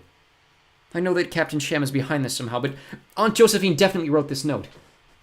And that, Mr. Poe said, makes it a legal document. Does that mean we have to live with Captain Sham? Violet asked, her heart sinking. I'm afraid so, Mr. Poe replied. Someone's last will and testament is an official statement of the wishes of the deceased. You were placed in Aunt Josephine's care, so she had the right to assign you to a new caretaker before she leapt out the window. It is very shocking, certainly, but it's entirely legal. We won't go live with him, Klaus said fiercely. He's the worst person on earth. He'll do something terrible, I know it, Violet said. All he's after is the Baudelaire fortune. Gin! Sonny shrieked, which meant something like, please don't make us live with that evil man. I know you don't like this Captain Sham person, Mr. Post said, but there's not much I can do about it. I'm afraid the law says that's where you'll go. Or run away, Klaus said. You'll do nothing of the kind, Mr. Post said sternly. Your parents entrusted me to see that you'd be cared for properly. You want to honor your parents' wishes, don't you? Well, yes, Violet said. But then please don't make a fuss, Mr. Post said. Think of what your poor mother and father would say if they knew you were threatening to run away from your guardian. The Baudelaire parents, of course, would have been horrified to learn that their children were to be in the care of Captain Sham, but before the children could say this to Mr. Poe, he had moved on to other matters. Now, I think the easiest thing to do would be to meet with Captain Sham and go over some details. Where's his business card? I'll phone him now. On the table in the dining room, Klaus said glumly, and Mr. Poe left the kitchen to make the call. The Baudelaires looked at Aunt Josephine's shopping list and the suicide note. I just can't believe it, Violet said. I was sure we were on the right track with the forgery idea. Me too, Klaus said. Captain Sham has done something here. I know he has. But he's been even sneakier than usual. We'd better be smarter than usual then, Violet replied. Because we've got to convince Mr. Poe before it's too late. Well, Mr. Poe said he had to go over some details, Klaus said. Perhaps that'll take a long time. I got a hold of Captain Sham, Mr. Poe said, coming back into the kitchen. He was shocked to hear of Aunt Josephine's death, but overjoyed at the prospect of raising you children. We're meeting him in half an hour for lunch at a restaurant in town, and after lunch we'll go over the details of your adoption. By tonight you should be staying in his house. I'm sure you're relieved that this can be sorted out so quickly. Violet and Sonny stared at Mr. Poe, too dismayed to speak. Klaus was silent too, but he was staring hard at something else. He was staring at Aunt Josephine's note. His eyes were focused in concentration behind glasses as he stared and stared at it without blinking. Mr. Poe took his white handkerchief out of his pocket and coughed into it at great length, and in a great gusto, a word which here means in a way which produced a great deal of phlegm, but none of the Baudelaires said a word. Well, Mr. Poe said finally, I'll call for a taxicab. There's no use walking down that enormous hill. You children comb your hair and put your coats on. It's very windy out and it's getting cold. I think a storm might be approaching. Mr. Poe left to make his phone call, and the Baudelaires trudged to their room. Rather than comb their hair, however, Sonny and Violet immediately turned to Klaus. What? Violet asked him. What? Klaus answered. Don't give me what? Violet answered. You figured something out, that's what. I know you have. You were rereading Aunt Josephine's note for the umpteenth time, but you had an expression as if you'd just figured something out. Now what is it? I'm not sure, Klaus said, looking over the note one more time. I might have begun figuring something out, something that could have helped us, but I need more time. We don't have any time, Violet cried. We're going to have lunch with Captain Sham right now. And we're going to have to make some more time, somehow, Klaus said determinedly. Come on, children, Mr. Poe called from the hallway. The cab will be here any minute. Get your coats and let's go. Violet sighed, but went to the closet and took out all 3 Baudelaire coats. She handed Klaus his coat and buttoned Sonny into her coat as she talked to her brother. How can we make more time? Violet asked. You're the inventor, Klaus answered, buttoning his coat. But you said you can't invent things like time, Violet said. You can invent things like automatic popcorn poppers, you can invent things like steam-powered window washers, but you can't invent more time. Violet was so certain she couldn't invent more time that she didn't even put her hair up in a ribbon to keep it out of her eyes. She merely gave Klaus a look of frustration and confusion, and stared to put on her coat. But as she did up the buttons, she realized she didn't even need to put her hair up in a ribbon, because the answer was right there with her. Chapter 7. Hello, I'm Larry, your waiter, said Larry, the Baudelaire orphan's waiter. He was a short, skinny man in a goofy clown costume, with a name tag pinned to his chest that read, Larry. Welcome to the Anxious Clown Restaurant, where everybody has a good time whether they like it or not. I can see we have a whole family lunching together today, so allow me to recommend the extra fun special family appetizer. It's a bunch of things fried up together and served with a sauce. What a wonderful idea, Captain Sham said, smiling in a way that showed all of his yellow teeth. An extra fun special family appetizer for an extra fun special family. Mine. I'll just have water, thank you, Violet said. Same with me, Klaus said. And a glass of ice cubes for my baby sister, please. I'll have a cup of coffee with non-dairy creamer, Mr. Poe said. Oh no, Mr. Poe, Captain Sham said. Let's share a nice big bottle of red wine. No thank you, Captain Sham, Mr. Poe said. I don't like to drink during banking hours. But this is a celebratory lunch, Captain Sham exclaimed. We should drink a toast to my new 3 children. It's not every day that a man becomes a father. Please, Captain, Mr. Poe said. It's heartening to see that you're glad to raise the Baudelaires, but you must understand that the children are rather upset about their Aunt Josephine. There's a lizard called a chameleon that, as you probably know, can change color instantly to blend into its surroundings. Besides being slimy and cold-blooded, Captain Sham resembled a chameleon in that he was chameleonic, a word which means able to blend in with any situation. Since Mr. Poe and the Baudelaires had arrived at the Anxious Clown, Captain Sham had been unable to conceal his excitement at having the children almost in his clutches. But now that Mr. Poe had pointed out the occasion actually called for sadness, Captain Sham instantly began to speak in a mournful voice. I'm upset too, he said, brushing a tear away from beneath his eye patch. Josephine was one of my oldest and dearest friends. You met her yesterday, Klaus said, in the grocery store. It does only seem like yesterday, Captain Sham said. But it was really years ago. She and I met in cooking school. We were oven partners in the advanced baking course. You weren't oven partners, Violet said, disgusted at Captain Sham's lies. Aunt Josephine was desperately afraid of turning on the oven. She would never have attended cooking school. We soon became friends, Captain Sham said, going on with his story as if no one had interrupted. And one day she said to me, if I ever adopt some orphans and then meet an untimely death, promise me you will raise them for me. I told her I would, but of course I never thought I would actually have to keep my promise.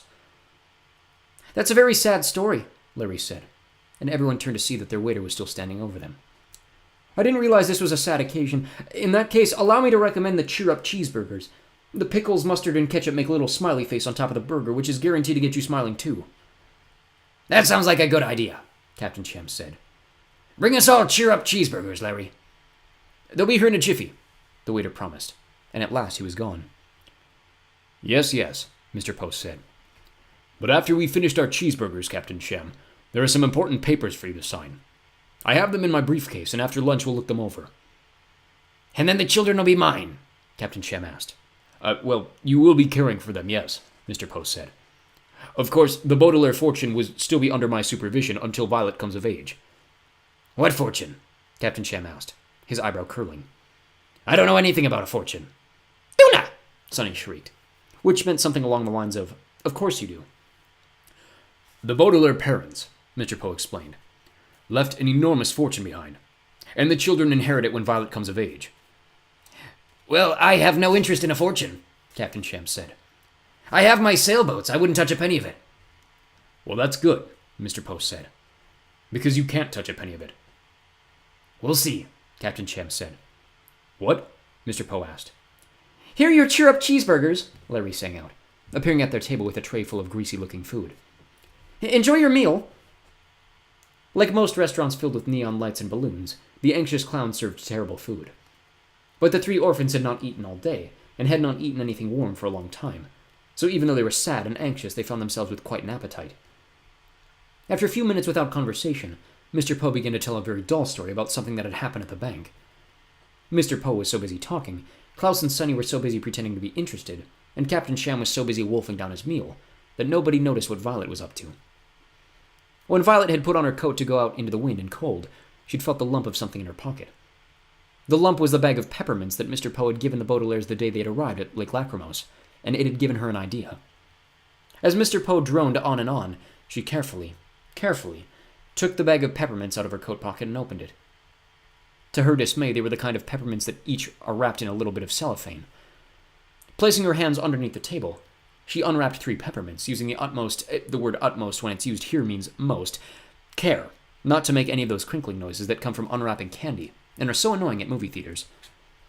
At last she had 3 bare peppermints sitting on the napkin in her lap. Without drawing attention to herself, she put one on Klaus's lap and one on Sonny's. When her younger siblings felt something appear in their laps, and looked down and saw the peppermints, they at first thought the eldest Baudelaire orphan had lost her mind. But after a moment they understood. If you're allergic to a thing, it's best not to put that thing in your mouth, particularly if that thing is cats. But Violet, Klaus, and Sonny all knew that this was an emergency. They needed time alone to figure out Captain Sham's plan, and how to stop it. And although causing allergic reactions is a rather drastic way of getting time by yourself, it was the only thing they could think of.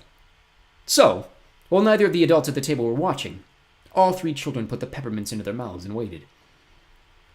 The Baudelaire allergies are famous for being quick-acting, so the orphans did not have long to wait. In a few minutes, Violet began to break out in red, itchy hives. Klaus's tongue started to swell up, and Sonny, who of course had never eaten a peppermint, broke out in hives and had her tongue swell up. Mr. Poe finally finished telling his story, and then noticed the orphan's condition. Why, children, he said, you look terrible. Violet, you have red patches on your skin. Klaus, your tongue is hanging out of your mouth. Sonny, both things are happening to you. There must be something in this food that we're allergic to, Violet said. My goodness, Mr. Post said, watching a hive on Violet's arm grow to the size of a hard-boiled egg. Just take deep breaths, Captain Sham said, scarcely looking up from his cheeseburger. I feel terrible, Violet said, and Sonny began to wail. I think we should go home and lie down, Mr. Poe. Just lean back in your seat, Captain Sham said sharply. There's no reason to leave when we're in the middle of lunch. Why, Captain Sham, Mr. Poe said, the children are quite ill. Violet's right. Come now. I'll pay the bill and we'll take the children home. No, Violet said quickly. We'll get a taxi. You two stay here and take care of all the details. Captain Sham gave Violet a sharp look. I wouldn't dream of leaving you all alone, he said in a dark voice. Well, there's a lot of paperwork to go over, Mr. Post said. He glanced at his meal, and the Baudelaires could see that he was not too eager to leave the restaurant and care for sick children. We wouldn't be leaving them alone for long. Our allergies are fairly mild, Violet said truthfully, scratching at one of her hives. She stood up and led her swollen-tongued siblings toward the front door. We'll just lie down for an hour or two while you're having a relaxing lunch. When you've signed the papers, Captain Sham, you can just come and retrieve us. Captain Sham's one visible eye grew as shiny as Violet had ever seen it. I'll do that, he replied. I'll come and retrieve you very, very soon. Goodbye, children, Mr. Post said. I hope you feel better soon. You know, Captain Sham, there is someone at my bank who has terrible allergies. Why, I remember one time... Leaving so soon? Larry asked the three children as they buttoned up their coats. Outside, the wind was blowing harder, and it had started to drizzle as Hurricane Herman got closer and closer to Lake Lachrymose. But even so, the three children were eager to leave the anxious clown. And not just because of the garish restaurant. The word garish here means filled with balloons, neon lights, and obnoxious waiters. It was filled with balloons, neon lights, and obnoxious waiters. The Baudelaires knew that they had invented just a little bit of time for themselves, and they had to use every second of it. Chapter 8. When someone's tongue swells up due to an allergic reaction, it is often difficult to understand what they're saying. Blah, blah, blah, blah, blah, Klaus said, as the three children got out of the taxi and headed toward the peeling white door of Aunt Josephine's house. I don't understand what you're saying, Violet said, scratching at a hive on her neck that was the exact shape as the state of Minnesota. Blah, blah, blah, blah, blah, Klaus repeated. Or perhaps he was saying something else. I don't entirely know, because my page isn't flipping as I record this audiobook. Never mind, Violet said, opening the door and ushering her siblings inside. Now you have the time that you need to figure out whatever it is that you're figuring out. Blah, blah, blah, Klaus blawed. I still can't understand you, Violet said. She took Sonny's coat off, and then her own, and dropped them both on the floor. Normally, of course, one should hang up one's coat on a hook or in a closet, but itchy hives are very irritating and tend to make one abandon such matters. I'm going to assume, Klaus, that you said something in agreement. Now, unless you need us to help you, I'm going to give Sonny and myself a baking soda bath to help our hives. Boo! Sonny shrieked. She meant to shriek, Guys! which meant something along the lines of, good, because my hives are driving me crazy. Boo! Klaus said, nodding vigorously, and he began hurrying down the hallway. Klaus had not taken off his coat, but it wasn't because of his own irritating allergic condition. It was because he was going someplace cold. When Klaus opened the door of the library, he was surprised at how much had changed. The wind from the approaching hurricane had blown away the last of the window, and the rain had soaked some of Aunt Josephine's comfortable chairs, leaving dark spreading stains. A few books had fallen from their shelves and blown over to the window, where water had swollen them. There were a few sights sadder than a ruined book, but Klaus had no time to be sad. He knew Captain Shem would come and retrieve the Baudelaires as soon as he could, so he had to get right to work. First, he took Aunt Josephine's note out of his pocket and placed it on the table, weighing it down with books so it wouldn't blow away in the wind. Then he crossed quickly to the shelves and began to scan the spines of the books, looking for titles. He chose 3. Basic Rules of Grammar and Punctuation, Handbook for Advanced Apostrophe Use, and The Correct Spelling of Every English Word That Ever Existed. Each of the books was as thick as a watermelon, and Klaus staggered under the weight of carrying all 3. With a loud thump, he dropped them on the table. Blah, blah, blah, blah, blah, blah, blah, he mumbled to himself, and found a pen and got to work. A library is normally a very good place to work in the afternoon, but not if its window has been smashed and there's a hurricane approaching. The wind blew colder and colder, and it rained harder and harder, and the room became more and more unpleasant. But Klaus took no notice of this. He opened all of the books and took copious, the word copious here means lots of, notes, stopping every so often to draw a circle around some part of what Aunt Josephine had written. It began to thunder outside, and with each roll of thunder the entire house shook, but Klaus kept flipping pages and writing things down. Then, as lightning began to flash outside, he stopped, and stared at the note for a long time, frowning intently. Finally, he wrote 2 words at the bottom of Aunt Josephine's note, concentrating so hard as he did so that when Violet and Sonny entered the library and called out his name, he nearly jumped out of his chair. "Blah, surprise, blah!" he shrieked, his heart pounding and his tongue a bit less swollen. "I'm sorry," Violet said. "I didn't mean to surprise you." "Blah, blah, taking a soda bath, blah?" he asked. "No," Violet replied. We couldn't take a baking soda bath. Aunt Josephine doesn't have any baking soda because she never turns on the oven to bake. We just took a regular bath. But that doesn't matter, Klaus. What have you been doing in this freezing room?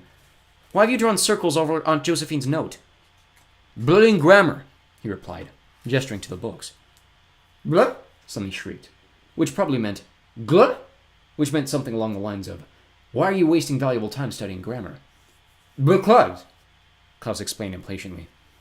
I think Josephine left us the message in blood note.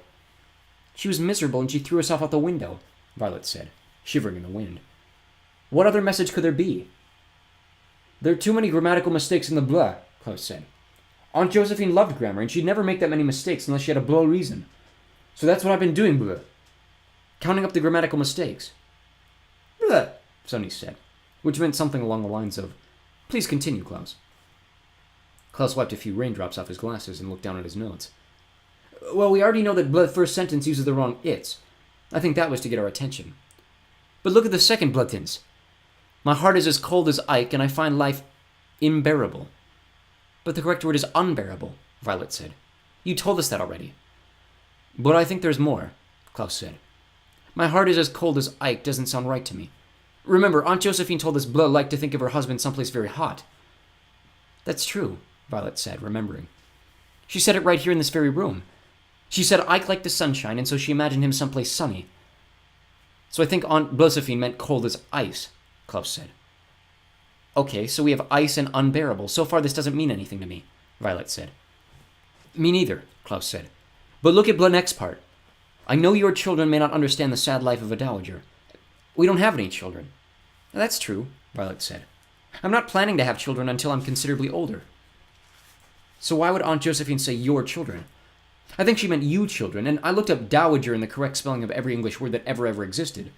Why? Violet asked. You already know it's a fancy word for widow.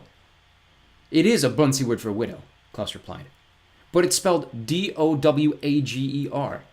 Aunt Josephine added an extra D. Cold as ice, Violet said, counting on her fingers.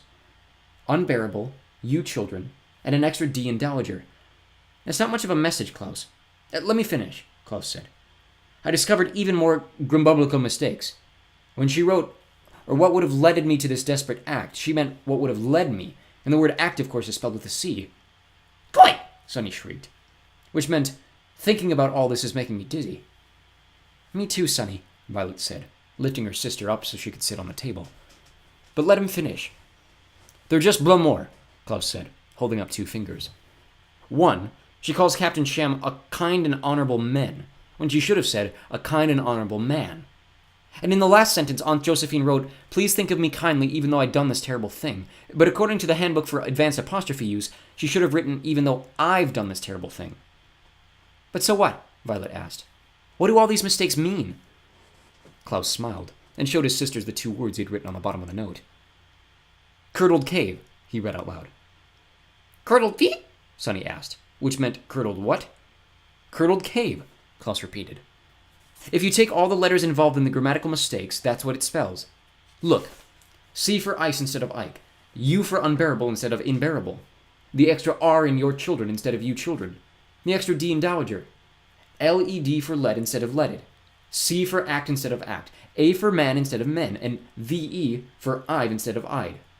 That spells curdled cave. Don't you see? Aunt Josephine knew she was making grammatical errors, and she knew we'd spot them. She was leaving us a message, and the message is curdled. A great gust of wind interrupted Klaus as it came through the shattered window, and shook the library as if it were a maraca, a word here which describes the rattling percussion instruments used in Latin American music. Everything rattled wildly around the window, as the wind flew through it. Chairs and footstools flipped over and fell to the floor with their legs in the air. The bookshelves rattled so hard that some of the heaviest books in Aunt Josephine's collection spun off into puddles of rainwater. And the Baudelaire orphans were jerked violently to the ground as a streak of lightning flashed across the darkening sky. Let's get out of here, Violet shouted over the noise of the thunder, then grabbed her siblings by the hand. The wind was blowing so hard that the Baudelaires felt as if they were climbing an enormous hill instead of walking to the door of the library. The orphans were quite out of breath by the time they shut the library door behind them and stood shivering in the hallway. Poor Aunt Josephine, Violet said. Her library is wrecked. But I need to go back in there, Klaus said, holding up the note. We just found out what Aunt Josephine means by curdled cave, and we need a library to find out more. Well, not that library, Violet pointed out. All that library had were books on grammar. We need her books on Lake Lachrymose. Why? Klaus asked. Because I'll bet you anything that's where Curdled Cave is, Violet said. In Lake Lachrymose. Remember she said she knew every island in its waters and every cave on its shore? I bet Curdled Cave is one of those caves. But why would her secret message be about some cave? Klaus asked. You've been so busy figuring out the message, Violet said, that you don't understand what it means. Aunt Josephine isn't dead. She just wants people to think she's dead. But she wanted to tell us that she was hiding. We have to find her books on Lake Lachrymose and find out where Curdled Cave is. But first we have to know where the books are, Klaus said. She told us she hid them away, remember? Sunny shrieked something in agreement, but her siblings couldn't hear her over a burst of thunder. Let's see, Violet said. Where would you hide something if you didn't want to look at it? The Baudelaire orphans were quiet as they thought of places they hadn't hidden things they didn't want to look at, back when they had lived with their parents in the Baudelaire home. Violet thought of an automatic harmonica she had invented that had made such horrible noises that she had hidden it so she didn't have to think of her failure. Klaus thought of a book on the Franco-Prussian War that was so difficult that he had hidden it so as to not be reminded that he wasn't old enough to read it. And Sunny thought of a piece of stone that was too hard for even her sharpest tooth, and how she had hidden it so her jaw would no longer ache from her many attempts at conquering it. And all three Baudelaire orphans thought of the hiding place they had chosen. Underneath the bed, Violet said. Underneath the bed, Klaus agreed. Seek it yet, Sunny agreed. And without another word, the three children ran down the hallway to Aunt Josephine's room. Normally, it's not polite to go into somebody's room without knocking, but you can make an exception if the person's dead, or pretending to be dead, and the Baudelaires went right inside. Aunt Josephine's room was similar to the orphans', with a navy blue bedspread on the bed and a pile of tin cans in the corner. There was a small window looking out onto the rain-soaked hill, and a pile of new grammar books by the side of the bed that Aunt Josephine had not started reading, and, I'm sad to say, would never read. But the only part of the room that interested the children was underneath the bed, and the three of them knelt down to look there. Aunt Josephine apparently had plenty of things she did not want to look at anymore. Underneath the bed there were pots and pans, which she didn't want to look at because they reminded her of the stove. There were ugly socks somebody had given her as a gift that were too ugly for human eyes. And the Baudelaires were sad to see a framed photograph of a kind-looking man with a handful of checkers in one hand, and his lips pursed as if he were whistling. It was Ike, and the Baudelaires knew that she had placed his photograph there because she was too sad to look at it. But behind one of the biggest pots was a stack of books, and the orphans immediately reached for it. The Tides of Lake Lachrymose, Violet said, reading the title of the top book. That won't help. The Bottom of Lake Lachrymose, Klaus said, reading the next one. That's not useful. Lachrymose Trout, Violet read. The History of the Damocles Dock Region, Klaus read. Ivan Lachrymose, Lake Explorer, Violet read. How Water is Made, Klaus read. A Lachrymose Atlas, Violet said. Atlas? That's perfect, Klaus cried. An atlas is a book of maps. There was a flash of lightning outside the window, and it began to rain harder, making a sound on the roof like somebody was dropping marbles on it. Without another word, the Baudelaires opened the atlas and began flipping pages. They saw map after map of the lake, but they couldn't find Curdled Cave. This book is 478 pages long, Klaus exclaimed, looking at the last page of the atlas. It'll take forever to find Curdled Cave. We don't have forever, Violet said. Captain Sham is probably on his way here now. Use the index in the back. Look under Curdled. Klaus flipped to the index, which I'm sure you know is an alphabetical list of each thing a book contains and what page it's on. Klaus ran his finger down the list of the C words, muttering out loud to himself. Carp Cove, Chartreuse Island, Cloudy Cliffs, Condiment Bay, Curdled Cave. Here it is, Curdled Cave. Page 104. Quickly, Klaus flipped to the correct page and looked at the detailed map. Curdled Cave, where is it? There it is. Violet pointed a finger at the tiny spot on the map marked Curdled Cave. Directly across from Damocles Dock and just west of the Lavender Lighthouse. Let's go. Go, Klaus said. How'll we get across the lake? The Fickle Ferry will take us, Violet said, pointing at a dotted line on the map. Look, the ferry goes right to the Lavender Lighthouse, and we can walk from there. We're going to walk to Damocles Dock in all this rain? Klaus asked. We don't have any choice, Violet answered. We have to prove that Aunt Josephine is still alive, or else Captain Sham gets us. I just hope she's still... Klaus started to say, but he stopped himself and pointed out the window. Look! Violet and Sunny looked. The window in Aunt Josephine's bedroom looked out onto the hill, and the orphans could see one of the spidery metal slits that kept Aunt Josephine's house from falling into the lake. but they could also see that this stilt had been badly damaged by the howling storm. There was a large black burn mark, undoubtedly from lightning, and the wind had bent the stilt to an uneasy curve. As the storm raged around them, the orphans watched the stilt struggle to stay attached. Tefka! Sonny shrieked, which meant, "We have to get out of here right now." Sonny's right, Violet said. Grab the atlas and let's go. Klaus grabbed a Lachrymose atlas, not wanting to think what would be happening if they were still leafing through the book and had not looked up at the window. As the youngsters stood up, the wind rose to a feverish pitch, a phrase which here means it shook the house and sent all 3 orphans toppling to the floor. Violet fell against one of the bedposts and banged her knee. Klaus fell against the cold radiator and banged his foot. And Sonny fell into the pile of tin cans and banged everything. The whole room seemed to lurch slightly to one side as the orphans staggered back to their feet. "Come on!" Violet screamed, and grabbed Sonny. The orphans scurried out to the hallway and toward the front door. A piece of the ceiling had come off, and rainwater was steadily pouring onto the carpet, splattering the orphans as they ran underneath it. The house gave another lurch, and the children toppled to the floor again. Aunt Josephine's house was starting to slip off the hill. "Come on!" Violet screamed again, and the orphans stumbled up the tilted hallway to the door, slipping in puddles and on their own frightened feet. Klaus was the first to reach the front door, and yanked it open as the house gave another lurch, followed by a horrible, horrible crunching sound. "Come on!" Violet screamed again, and the Baudelaires crawled out of the door and onto the hill, huddling together in the freezing rain. They were cold. They were frightened. But they had escaped. I've seen many amazing things in my long and troubled life history. I've seen a series of corridors built entirely out of human skulls. I've seen a volcano erupt and send a wall of lava crawling toward a small village. I've seen a woman I loved picked up by an enormous eagle and flown to its high mountain rest.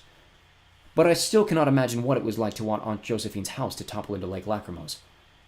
My own research tells me that as the children watched in mute amazement, as the peeling white door slammed shut and began to crumple, as you might crumple a piece of paper into a ball, I've been told the children hugged each other even more tightly, as they heard the rough and ear-splitting noise of their home breaking loose from the side of the hill. But I cannot tell you how it felt to watch the whole building fall down, down, down, and hit the dark and stormy waters of the lake below. Chapter 9. The United States Postal Service has a motto. The motto is, "Neither rain, nor sleet, nor driving snow shall halt the delivery of the mails." All this means is that even when the weather is nasty, and your mail person wants to stay inside and enjoy a cup of cocoa, he or she has to bundle up and go outside and deliver your mail anyway. The United States Postal Service does not think that icy storms should interfere with its duties. The Baudelaire orphans were distressed to learn that the fickle fairy had no such policy. Violet, Klaus, and Sonny had made their way down the hill with much difficulty. The storm was rising, and the children could tell that the wind and the rain wanted nothing more than to grab them and throw them into the raging waters of Lake Lachrymose. Violet and Sonny hadn't had the time to grab their coats as they escaped the house, so all 3 children took turns wearing Klaus's coat as they stumbled along the flooding road. Once or twice a car drove by, and the Baudelaires had to scurry into the muddy bushes and hide in case Captain Cham was coming to retrieve them. When they finally reached Damocles Dock, their teeth were chattering and their feet were so cold they could scarcely feel their toes, and the sight of the closed sign in the window of the Fickle Fairy ticket booth was just about more than they could stand. "It's closed!" Klaus cried, his voice rising with despair, and in order to be heard over Hurricane Herman. "How will we get to Curdled Cave now?" "We'll have to wait until it opens," Violet replied. "But it won't be open until the storm has passed," Klaus pointed out. "And by then Captain Cham will find us and take us far away. We have to get to Aunt Josephine as soon as possible." "I don't know how we can," Violet said, shivering. "The atlas says that the cave is all the way across the lake, and we can't swim all that way in this weather." "Intro!" Sonny shrieked, which meant something along the lines of, "And we don't have enough time to walk around the lake either." "There must be other boats on this lake," Klaus said. "Besides the ferry. Motorboats or fishing boats or—" He trailed off, and his eyes met those of his sisters.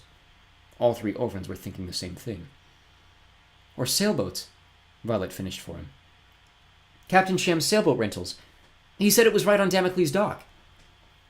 The Baudelaires stood under the awning of the ticket booth and looked down at the far end of the deserted dock, where they could see a metal gate that was very tall and had glistening spikes on the top of it. Hanging over the metal gate was a sign with some words they couldn't read, and next to the sign there was a small shack, scarcely visible in the rain, with a flickering light in the window. The children looked at it with dread in their hearts. Walking into Captain Cham's sailboat rentals in order to find Aunt Josephine would feel like walking into a lion's den in order to escape from a lion. "We can't go there," Klaus said. "We have to," Violet said.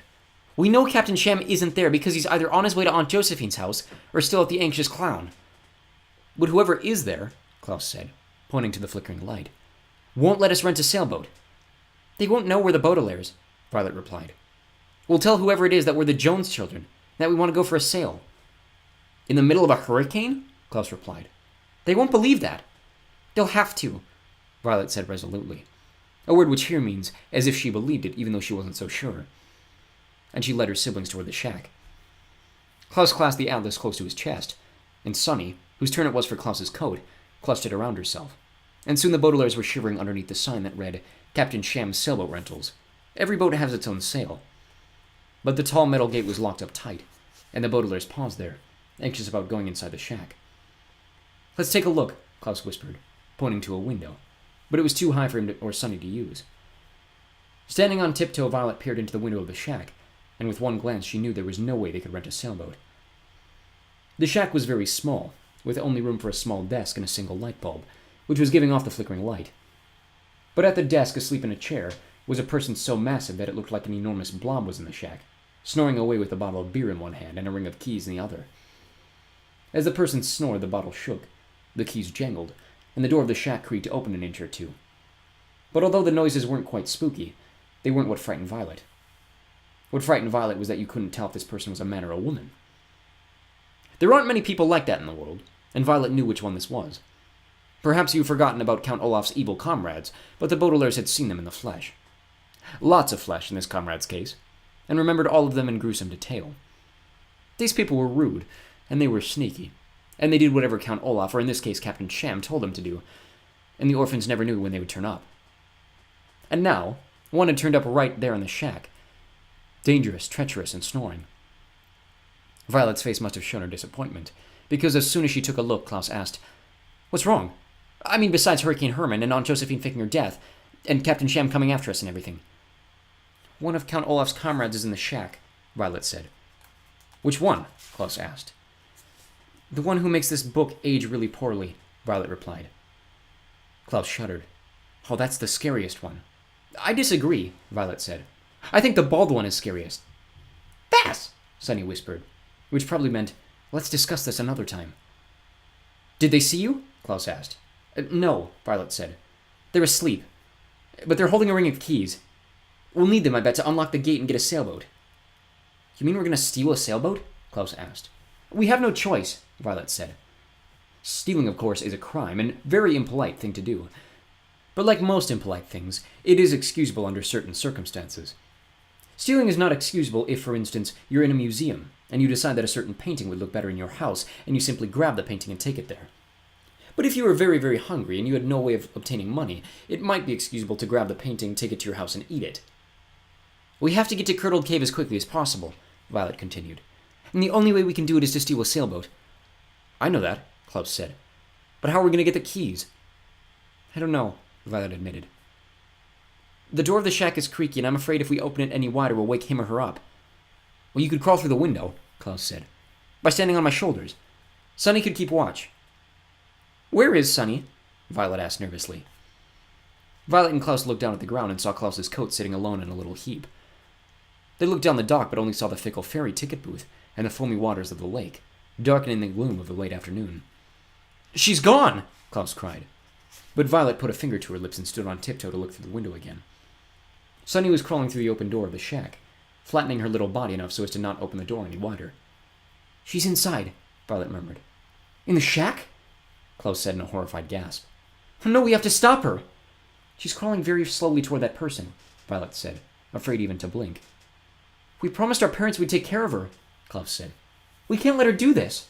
She's reaching toward the keyring, Violet said. She's gently prying it loose from the person's hand. Don't tell me any more, Klaus said, as a bolt of lightning streaked across the sky. No, do tell me, what's happening? She has the keys, Violet said. She's putting them in her mouth to hold them. She's crawling back toward the door. She's flattening herself and crawling through. Oh, she's made it, Klaus said in amazement. Sunny came crawling triumphantly toward the orphans, the keys in her mouth. Violet, she made it, Klaus said, giving Sunny a hug as a huge boom of thunder echoed across the sky. Violet smiled down at Sunny, but stopped smiling when she looked back to the shack. The thunder had awoken Count Olaf's comrade, and Violet watched in dismay as the person looked at its empty hand where the keyring had been, and then down on the floor where Sunny had left little crawl prints of rainwater. and then up to the window and right into Violet's eyes. She's awake! Violet shrieked. He's awake! It's awake! Hurry, Klaus, open the gate and I'll try to distract it. Without another word, Klaus took the keyring from Sonny's mouth and hurried to the tall metal gate. There were 3 keys on the ring. A skinny one, a thick one, and one with teeth as jagged as the glistening spikes hanging over the children. He put the atlas down on the ground and began to try the skinny key in the lock, just as Count Olaf's comrade came lumbering out of the shack. Her heart in her throat, Violet stood in front of the creature and gave it a fake smile. Good afternoon, she said, not knowing whether to add sir or madam. I seem to have gotten lost in this dock. Could you tell me the way to the Fickle Ferry? Count Olaf's comrade did not answer, but kept shuffling toward the orphans. The skinny key fit into the lock, but didn't budge, and Klaus tried the thick one. I'm sorry, Violet said. I didn't hear you. Could you tell me...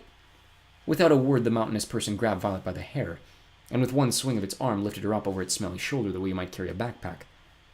Klaus couldn't get the thick key to fit in the lock and tried the jagged one, just as the person scooped up Sonny with its other hand and held her up, the way you might hold an ice cream cone. Klaus! Violet screamed. Klaus!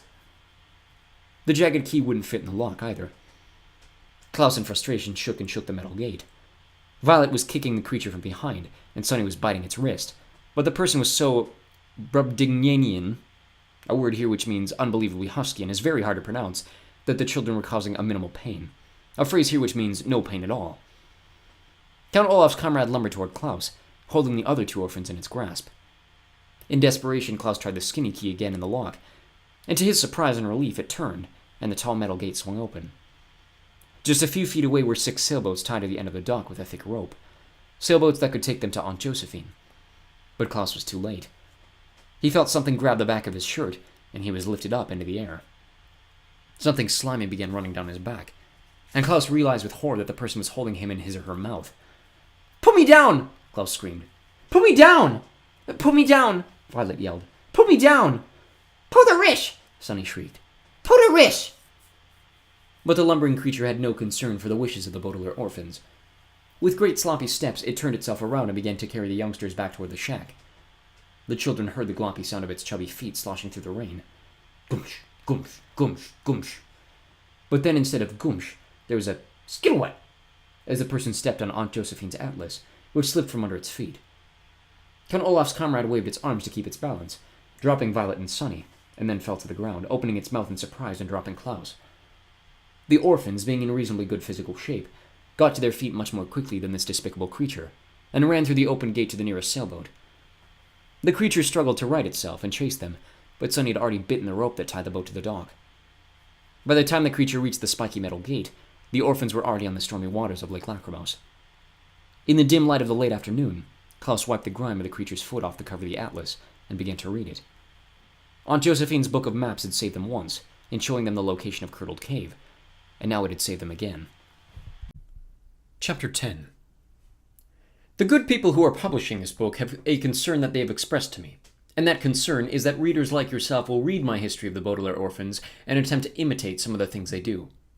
So at this point in the story, in order to mollify the publishers, the word mollify here means get them to stop tearing their hair out and worry, please allow me to give you a piece of advice, even though I don't know anything about you. The piece of advice is as follows. If you ever need to get to Curdled Cave in a hurry, do not, under any circumstances, steal a boat and attempt to sail across Lake Lachrymos during a hurricane, because it's very dangerous, and the chances of your survival are practically zero. You should especially not do this if, like the Baudelaire orphans, you have only a vague idea of how to work a sailboat. Count Olaf's comrade, standing at the dock and waving a chubby fist in the air, grew smaller and smaller as the wind carried the sailboat away from Damocles' dock.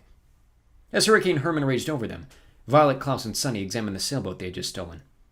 It was fairly small, with wooden seats and bright orange life jackets for 5 people.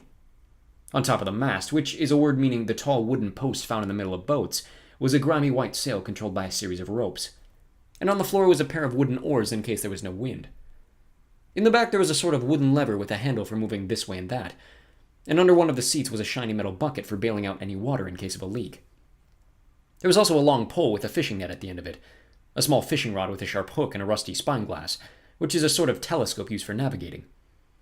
The 3 siblings struggled into their life vests as the stormy waves of Lake Lachrymos took them farther and farther away from the shore. I read a book about working a sailboat, Klaus shouted over the noise of the hurricane. We'll have to use the sail to catch the wind. Then it'll push us wherever we want to go. And this lever's called a tiller, Violet shouted. I remember it from studying some naval blueprints. The tiller controls the rudder, which is below the water, steering the ship. Sonny, sit back and work the tiller. Klaus, hold the atlas so we can tell where we're going. And I'll try to work the sail. I think if I pull on this rope, I can control the sail. Klaus turned the damp pages of the atlas to page 104. That way, he called, pointing to the right. The sun is setting over there, so that must be west. Sonny scurried to the back of the sailboat and put her tiny hands on the tiller just as a wave hit the boat and sprayed her with foam. "Goddamn!" she called, which meant something along the lines of, I'm going to move the tiller this way in order to steer the boat according to Klaus's recommendation. The rain whipped around them, and the wind howled, and a small wave splashed over the side, but to the orphans' amazement, the sailboat moved in the exact direction they wanted it to go. If you had come across the three Baudelaires at this moment, you would have thought their lives were filled with joy and happiness, because even though they were exhausted, damp, and in very great danger, they began to laugh in their triumph. They were so relieved that something had finally gone right that they laughed as if they were at the circus instead of in the middle of a lake, in the middle of a hurricane, in the middle of trouble. As the storm wore itself out splashing waves over the sailboat and flashing lightning over their heads, the Baudelaires sailed the tiny boat across the vast and dark lake. Violet pulled ropes this way and that to catch the wind, which kept changing direction as winds tend to do. Klaus kept a close eye on the atlas and made sure they weren't heading off course to the wicked whirlpool or the rancorous rocks, and Sonny kept the boat level by turning the tiller whenever Violet signaled. And just when the evening turned to night, and it was too dark to read the atlas, the Baudelaire saw a blinking light of pale purple. The orphans had always thought lavender was a rather sickly color, but for the first time in their lives they were glad to see it. It meant that the sailboat was approaching the Lavender Lighthouse, and soon they'd be at Curdled Cave. The storm finally broke. The word broke here means ended, rather than shattered or lost all its money, and the clouds parted to reveal an almost full moon. The children shivered in their soaking clothes and stared out at the calming waves of the lake, watching the swirls of its inky depths. Lake Lachrymose is actually very pretty, Klaus said thoughtfully. I never noticed it before. Tinned, Sonny agreed, adjusting the tiller slightly. I guess we've never noticed it because of Aunt Josephine, Violet said. We got used to looking at the lake through her eyes. She picked up the spyglass and squinted into it, and she was just able to see the shore. I think I can see the lighthouse over there. There's a dark hole in the cliff right next to it. It must be the mouth of Curdled Cave.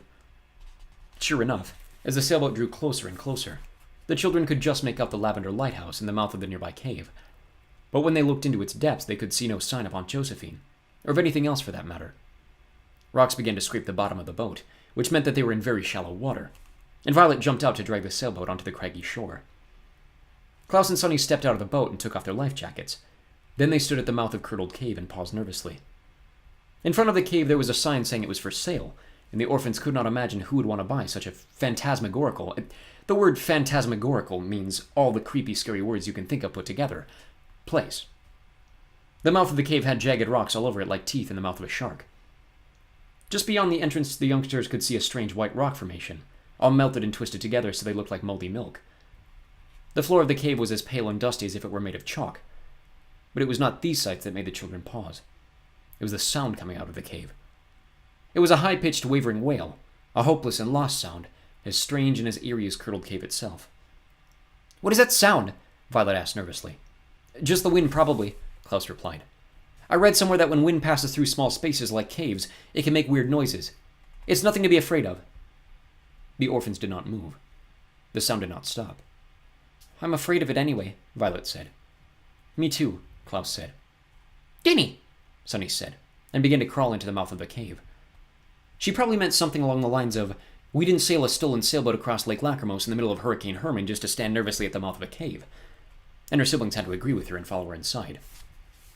The wailing was louder as it echoed off the walls and rock formations, and the Baudelaires could tell it wasn't the wind. It was Aunt Josephine, sitting in a corner of the cave and sobbing with her head in her hands. She's crying so hard that she hadn't even noticed the Baudelaires come into the cave.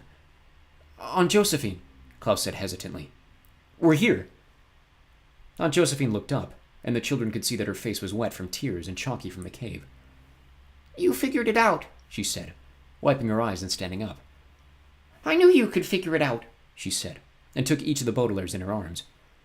She looked at Violet, and then at Klaus, and then at Sonny, and the orphans looked at her and found themselves with tears in their own eyes as they greeted their guardian. It was as if they had not quite believed that Aunt Josephine's death was fake until they'd seen her alive with their own eyes. I knew you were clever children, Aunt Josephine said. I knew you would read my message. Well, Klaus really did it, Violet said. But Violet knew how to work the sailboat, Klaus said. Without Violet, we never would have arrived here. And Sonny stole the keys, Violet said, and worked the tiller. Well, I'm glad you all made it here, Aunt Josephine said. Let me just catch my breath and I'll help you bring in your things. The children looked at one another. What things? Violet asked. Why, your luggage, of course, Aunt Josephine replied. And I hope you brought some food because the supplies I brought are almost gone. We didn't bring any food, Klaus said. No food, Aunt Josephine said. How in the world are you going to live with me in this cave if you didn't bring any food? We didn't come here to live with you, Violet said. Aunt Josephine's hands flew to her head, and she rearranged her bun nervously. Then why are you here? She asked. Stim! Sonny shrieked, which meant because we were worried about you. Stim is not a sentence, Sonny, Aunt Josephine said sternly. Perhaps one of your older siblings could explain in correct English why you're here. Because Captain Sham almost had us in his clutches, Violet cried. Everyone thought you were dead, and you wrote in your will and testament that we should be placed in the care of Captain Sham. But he forced me to do that, Aunt Josephine whined. That night when he called me on the phone, he told me he was really Count Olaf. He said I had to write out a will saying you children would be left in his care. He said if I didn't write what he said, he would drown me in the lake, and I was so frightened that I agreed immediately. Well, why didn't you call the police? Violet asked. Why didn't you call Mr. Poe? Why didn't you call somebody who could have helped? You know why, Aunt Josephine said crossly. I'm afraid of using the phone. Why, I was just getting used to answering it. I'm nowhere near ready to use the numbered buttons. But in any case, I didn't need to call anybody. I threw a footstool through the window and then sneaked out of the house.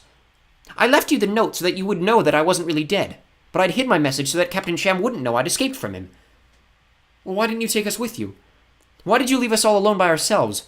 Why didn't you protect us from Captain Sham? Klaus asked. It's not grammatically correct, Aunt Josephine said. To say, leave us all alone by ourselves. You can say, leave us all alone or leave us by ourselves, but not both. Do you understand? The Baudelaires looked at one another in sadness and anger. They understood. They understood that Aunt Josephine was more concerned with grammatical mistakes than with saving the lives of the 3 children. They understood that she was so wrapped up in her own fears that she had not given a thought to what might have happened to them. They understood that Aunt Josephine had been a terrible guardian in leaving the children all by themselves in great danger. They understood, and they wished more than ever, that their parents, who never would have run away and left them alone, had not been killed in that terrible fire which had begun all the misfortune in the Baudelaires' lives. Well, enough grammar lessons for today, Aunt Josephine said. I'm happy to see you, and you're welcome to share this cave with me. I don't think Captain Sham will ever find us here. We're not staying here, Violet said impatiently. We're sailing back to town, and we're taking you with us. No way, Jose, Aunt Josephine said, using an expression which here means no way, and has nothing to do with Jose, whoever he is. I'm too frightened of Captain Sham to face him. After all he's done to you, I would think that you would be frightened of him too. We are frightened of him, Klaus said. But if we prove that he's really Count Olaf, he'll go to jail. You're the proof. If you tell Mr. Poe what happened, then Count Olaf will be locked away and we'll be safe. You can tell him if you want to, Aunt Josephine said. I'm staying here. Well, he won't believe us unless you come with us and prove you're alive, Violet said.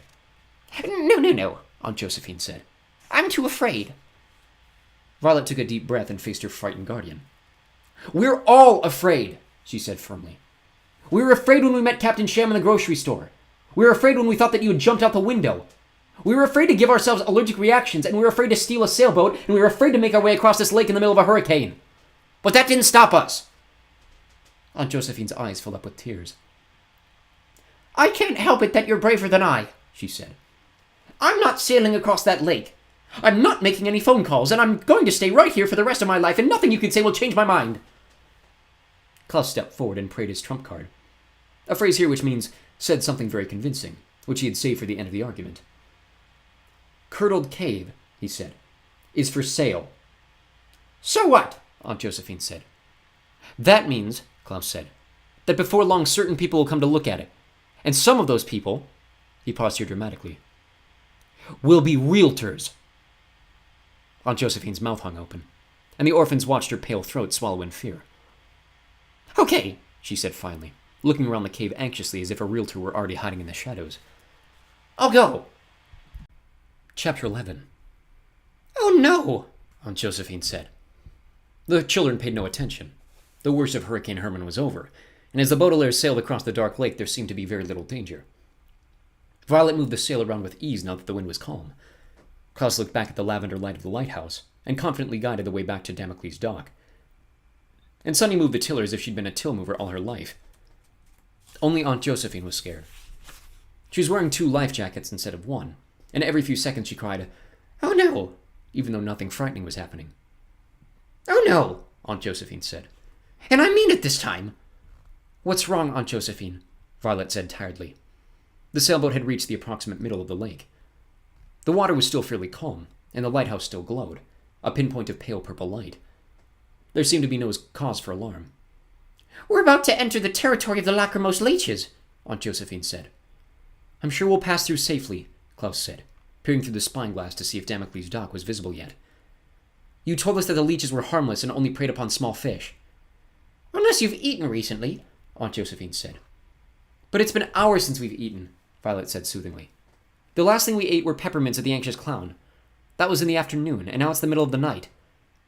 Aunt Josephine looked down and moved away from the side of the boat. "But I ate a banana," she whispered, "just before you arrived." "Oh no," Violet said. Sunny stopped moving the tiller and looked worriedly into the water. "I'm sure there's nothing to worry about," Klaus said. "Leeches are very small animals. If we were in the water, we might have reason to fear, but I don't think they'd attack a sailboat. Plus, Hurricane Herman may have frightened them away from their territory. I bet the Lachrymose leeches won't even show up." Klaus thought he was done speaking for the moment, but in the moment that followed, he added one more sentence. The sentence was, "Speak of the devil," and it's an expression that you use when you're talking about something only to have it occur.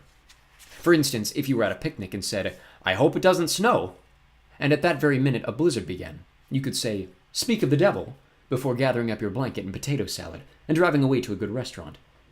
But in the case of the Baudelaire orphans, I'm sure you can guess what happened to prompt Klaus to use this expression. "Speak of the devil," Klaus said, looking into the waters of the lake. Out of the swirling blackness came skinny rising shapes, barely visible in the moonlight. The shapes were scarcely longer than a finger, and at first it looked as if someone were swimming in the lake and drumming their fingers on the surface of the water. But most people have only 10 fingers, and in the few minutes that followed there were hundreds of these tiny shapes, wriggling hungrily from all sides toward the sailboat. The Lachrymose leeches made a quiet whispering sound on the water as they swam, as if the Baudelaire orphans were surrounded by people murmuring terrible secrets. The children watched in silence as the swarm approached the boat, each leech knocking lightly against the wood. Their tiny leech mouths puckered in disappointment as they tried to taste the sailboat. Leeches are blind, but they aren't stupid, and the Lachrymose leeches knew that they were not eating a banana. "You see?" Klaus said nervously, as the tapping of leech mouths continued. "We're perfectly safe." "Yes," Violet said. She wasn't sure they were perfectly safe. Not at all, but it seemed best to tell Aunt Josephine they were perfectly safe. "We're perfectly safe," she said. The tapping sound continued, getting a little rougher and louder. Frustration is an interesting emotional state, because it tends to bring out the worst in whoever's frustrated. Frustrated babies tend to throw food and make a mess. Frustrated citizens tend to execute kings and queens and make a democracy. And frustrated moths tend to bang up against light bulbs and make light fixtures all dusty. But unlike babies, citizens, and moths, leeches are quite unpleasant to begin with. Now that the Lachrymose leeches were getting frustrated, everyone on board the sailboat was quite anxious to see what would happen when frustration brought out the worst in leeches. For a while, the small creatures tried to eat the wood, but their tiny teeth didn't really do anything but make an unpleasant knocking sound. But then, all at once, the leeches knocked off, and the Baudelaires watched them wriggle away from the sailboat. "They're leaving," Klaus said hopefully. But they weren't leaving. When the leeches had reached a considerable distance, they suddenly swiveled their tiny bodies around and came rushing back to the boat. With a loud thwack, the leeches all hit the boat more or less at once, and the sailboat rocked precariously, a word which here means in a way which almost threw Aunt Josephine and the Baudelaire youngsters to their doom. The 4 passengers were rocked to and fro and almost fell into the waters of the lake, where the leeches were wriggling away again to prepare for another attack. "Yaddick!" Sunny shrieked, and pointed at the side of a boat. Yaddick, of course, is not grammatically correct English, but even Aunt Josephine understood that the youngest Baudelaire meant, "Look at the crack in the boat that the leeches have made." The crack was a tiny one, about as long as a pencil and about as wide as a human hair, and it was curved downward so it looked as if the sailboat were frowning at them. If the leeches kept hitting the side of the boat, the frown would only get wider. "We have to sail much faster," Klaus said, "or this boat will be in pieces in no time." "But sailing relies on the wind," Violet pointed out. "We can't make the wind go faster." "Oh, I'm frightened!" Aunt Josephine cried. "Please don't throw me overboard." Nobody's going to throw you overboard, Violet said impatiently. Although I'm sorry to tell you that Violet was wrong about that. Take an oar, Aunt Josephine. Klaus, take the other one. If we use the sail, the tiller, and the oars, we should move more quickly. Thwack! The lachrymose leeches hit the side of the boat, widening the crack in the side and rocking the boat again. One of the leeches was thrown over the side in the impact, and twisted this way and that on the floor of the boat, gnashing its tiny teeth as it looked for food.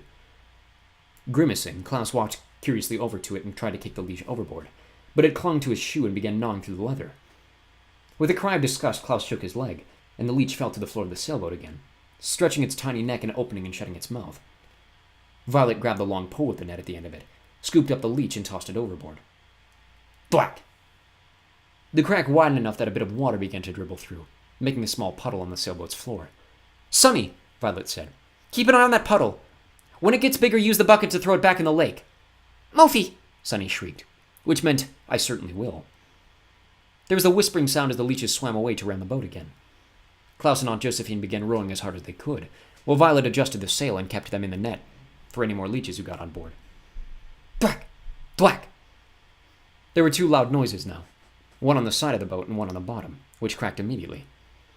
The leeches had divided up into two teams, which is good news for playing kickball, but bad news if you're being attacked.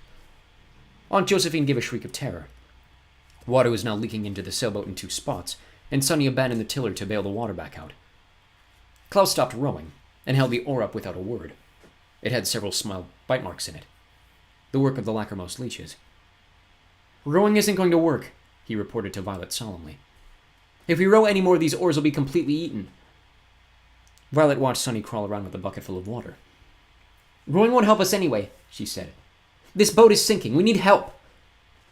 Klaus looked around at the dark and still waters, empty except for the sailboat and swarms of leeches. Where can we get help in the middle of a lake? He asked. We're going to have to signal for help, Violet said, and reached into her pocket and took out a ribbon. Handing Klaus the fishing net, she used the ribbon to tie her hair up, keeping it out of her eyes. Klaus and Sonny watched her, knowing that she only tied her hair up this way when she was thinking of an invention, and right now they needed an invention quite desperately. That's right, Aunt Josephine said to Violet. Close your eyes. That's what I do when I'm afraid, and it always makes me feel better to block out the fear. She's not blocking out anything, Klaus said crossly. She's concentrating. Klaus was right. Violet concentrated as hard as she could, racking her brain for a good way to signal for help. She thought of fire alarms, with flashing lights and loud sirens. Fire alarms were an excellent way to signal for assistance. Although the Baudelaire orphans, of course, sadly knew that sometimes the fire engines arrive too late to save people's lives. A fire alarm was still a good invention, and Violet tried to think of a way she could imitate it using the materials around her. She needed to make a loud sound to get somebody's attention, and she needed to make a bright light, so that a person would know where they were. Thwack! Thwack! The two teams of leeches hit the boat again, and there was a splash as more water came pouring into the sailboat. Sonny started to fill the bucket with water, but Violet reached forward and took it from Sonny's hands. Beryl? Sonny shrieked, which meant, Are you crazy? But Violet had no time to answer no. As a matter of fact, I'm not. So she merely said, No, and holding the bucket in one hand, began to climb up the mast. It is difficult enough to climb up the mast of a boat, but it is triple the difficulty if the boat is being rocked by a bunch of hungry leeches. So allow me to advise you that this is another thing that you should do under no circumstances. But Violet Baudelaire was a Wunderkind, a German word which here means someone who is able to quickly climb masts on boats being attacked by leeches, and soon she was on the top of the swaying mast of the boat. She took the bucket and hung it by its handle on the tip of the mast, so it swung this way and that, the way a bell might do in a bell tower. I don't mean to interrupt you, Klaus called, scooping up a furious leech in the net and tossing it as far as he could. But this boat is really sinking. Please hurry. Violet hurried. Hurriedly, she grabbed a hold of a corner of the sail, and taking a deep breath to prepare herself, jumped back down to the floor of the boat. Just as she had hoped, the sail ripped as she hurtled to the ground, slowing her down and leaving her with a large piece of torn cloth. By now, the sailboat had quite a lot of water in it, and Violet splashed over to Aunt Josephine, avoiding the many leeches that Klaus was tossing out of the boat as quickly as he could. I need your oar, Violet said, wadding the piece of sail up into a ball. And your hairnet. You can have the oar, Aunt Josephine said, handing it over. But I need my hairnet. It keeps my butt in place. Give her the hairnet! Klaus cried, hopping on one of the seats as a leech tried to bite his knee. But I'm scared of having hair in my face, Aunt Josephine whined, just as another pair of thwacks hit the boat. I don't have time to argue with you, Violet cried. I'm trying to save each of our lives. Give me your hairnet right now. The expression, Aunt Josephine said, is saving all of our lives, not each of our lives. But Violet had heard enough. Splashing forward and avoiding a pair of wriggling leeches, the eldest Baudelaire reached forward and grabbed Aunt Josephine's hairnet off her head. She wrapped the crumpled part of the sail in her hairnet, and then grabbed the fishing pole and attached the messy ball of cloth to the fishhook. It looked like she was about to go fishing for some kind of a fish that looked like sailboats, and liked hair accessories for food. Thwack! Thwack! The sailboat tilted to one side and then to the other. The leeches had almost smashed their way through the side. Violet took the oar and began to rub it up and down the side of the boat as fast and hard as she could. "What are you doing?" Klaus asked, catching 3 leeches in one swoop of his nap. "I'm trying to create friction," Violet said. "If I rub 2 pieces of wood enough, I'll create friction. Friction creates sparks, and when I get a spark, I'll set the cloth and hairnet on fire and use it as a signal." "You want to set a fire?" Klaus cried. "But a fire would mean more danger." "Not if I wave the fire over my head using the fishing pole," Violet said. "I'll do that and hit the bucket like a bell, and that should create enough of a signal to fetch us some help." She rubbed and rubbed the oar against the side of the boat, but no sparks appeared. The sad truth was that the wood was too wet from Hurricane Herman and from Lake Lachrymose to create enough friction to start a fire. It was a good idea, but Violet realized as she rubbed and rubbed without any result that it was the wrong idea. Thwack! Thwack! Violet looked around at Aunt Josephine and her terrified siblings, and felt hope leak out of her heart as quickly as water was leaking into the boat. "It's not working," Violet said miserably, and felt tears fall down her cheeks. She thought of the promise she had made to her parents, shortly before they were killed, that she would always take care of her younger siblings. The leeches swarmed around the sinking boat, and Violet feared that she had not lived up to her promise. "It's not working," she said again, and dropped the oar in despair. "We need a fire, but I can't invent one." "It's okay," Klaus said, even though of course it was not. "We'll think of something." "Tinte," Sonny said, which meant something along the lines of, "Don't cry, you tried your best." But Violet cried anyway. It is very easy to say that the important thing is to try your best, but if you're in real trouble, the most important thing is not trying your best, but getting to safety. The boat rocked back and forth, and water poured through the cracks, and Violet cried because it looked like they would never get to safety. Her shoulders shaking with sobs, she held the spyglass up to her eye to see if by any chance there was a boat nearby, or if the tide had happened to carry the sailboat to shore, but all she could see was the moonlight reflecting on the rippling waters of the lake. And this was a lucky thing, because as soon as Violet saw the flickering reflection, she remembered the scientific principles of the convergence and refraction of light. The scientific principles of the convergence and refraction of light are very confusing, and quite frankly I can't make head or tail of them, even when my friend Dr. Lawrence explains them to me. But they made perfect sense to Violet. Instantly she thought of a story her father had told her long ago, when she was just beginning to be interested in science. When her father was a boy, he'd had a dreadful cousin who liked to burn ants, starting a fire by focusing the light on each of the ants through a magnifying glass. Burning ants, of course, is an abhorrent hobby. The word abhorrent here means what Count Olaf used to do when he was about your age. But remembering the story made Violet see that she could use the lens of the spyglass to focus the light of the moon and make a fire. Without wasting another moment, she grabbed the spyglass and removed the lens, and then looking up at the moon, tilted the lens at an angle she hastily computed in her head. The moonlight passed through the lens and was concentrated into a long, thin band of light, like a glowing thread leading right to the piece of sail, held in a ball by Aunt Josephine's hairnet. In a moment the thread had become a small flame. "It's miraculous!" Klaus cried as the flame took hold. "It's unbelievable!" Aunt Josephine cried. "Fancy!" Sonny shrieked. "It's the scientific principles of the convergence and refraction of light," Violet cried, wiping her eyes. Stepping carefully to avoid onboard leeches, and so as to not put out the fire, she moved to the front of the boat. With one hand she took the oar and rang the bucket, making a loud sound to get somebody's attention. With the other hand she held the fishing rod up high, making a bright light so the person would know where they were. Violet looked up at her homemade signaling device that had finally caught fire, all because of a silly story her father had told her. Her father's ant-burning cousin sounded like a dreadful person, but if she had suddenly appeared on the sailboat, Violet would have given her a big grateful hug. As it turned out, however, this signal was a mixed blessing, a phrase which means something half good and half bad. Somebody saw the signal almost immediately, somebody who was already sailing in the lake, and who headed toward the Baudelaires in an instant. Violet, Klaus, and Sonny, and even Aunt Josephine all grinned as they saw another boat sail into view. They were being rescued, and that was the good half. But their smiles began to fade as the boat drew closer, and they saw who was sailing it. Aunt Josephine and the orphans saw the wooden peg leg, and the navy blue sailor cap, and the eye patch, and they knew who was coming to their aid. It was Captain Sham, of course. And he was probably the worst half in the world. Chapter 12. "Welcome aboard," Captain Sham said, with a wicked grin that showed his filthy teeth. "I'm happy to see you all. I thought you'd been killed when the old lady's house fell off the hill. But luckily my associate told me you had stolen a boat and run away. And you, Josephine. I thought you'd done the sensible thing and jumped out the window." "I tried to do the sensitive thing," Aunt Josephine said sourly. "but these children came and got me." Captain Sham smiled. He had expertly steered his sailboat so it was alongside the one the Baudelaires had stolen, and Aunt Josephine and the children had stepped over the swarming leeches to come aboard. With a gurgly whoosh, their own sailboat was overwhelmed with water and quickly sank into the depths of the lake. The lachrymose leeches swarmed around their sinking sailboat, gnashing their tiny teeth. "Aren't you going to say thank you, orphans?" Captain Sham asked, pointing to the swirling place in the lake where their sailboat had been. "If it weren't for me, all of you would be divided up into the stomachs of those leeches." "If it weren't for you," Violet said fiercely, "we wouldn't be in Lake Lachrymose to begin with." "You can blame that on the old woman," he said, pointing to Aunt Josephine. "Faking your own death was pretty clever, but not clever enough. The Baudelaire fortune, and unfortunately the brats who come with it, now belong to me." "Don't be ridiculous," Klaus said. "We don't belong to you, and we never will. Once we tell Mr. Poe what happened, he'll send you to jail." "Is that so?" Captain Sham said, turning the sailboat around and sailing toward Damocles' dock. His one visible eye was shining brightly, as if he were telling a joke. "Mr. Poe will send me to jail, eh? Why, Mr. Poe is putting finishing touches on your adoption papers this very moment.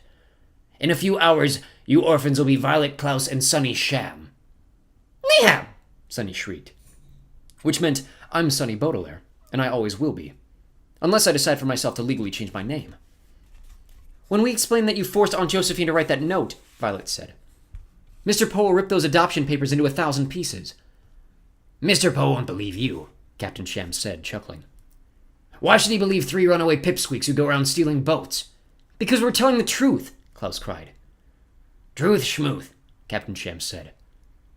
If you don't care about something, one way to demonstrate your feelings is to say the word and then repeat the word with the letters SCHM replacing the real first letters. Somebody who didn't really care about dentists, for instance, could say dentist schmentists, but only a despicable person like Captain Sham would use Yiddish. "Truth schmooth," he said again. "I think Mr. Poe is more likely to believe the owner of a respectable sailboat rental place, who went out in the middle of a hurricane to rescue 3 ungrateful boat thieves." "We only stole the boat," Violet said, "to retrieve Aunt Josephine from her hiding place so she could tell everyone about your terrible plan." "But nobody will believe the old woman either," Captain Sham said impatiently. "Nobody believes a dead woman." "Are you blind in both eyes?" Klaus asked. "Aunt Josephine isn't dead." Captain Sham smiled again and looked out at the lake. Just a few yards away, the water was rippling as the lachrymose leeches swam toward Captain Sham's sailboat.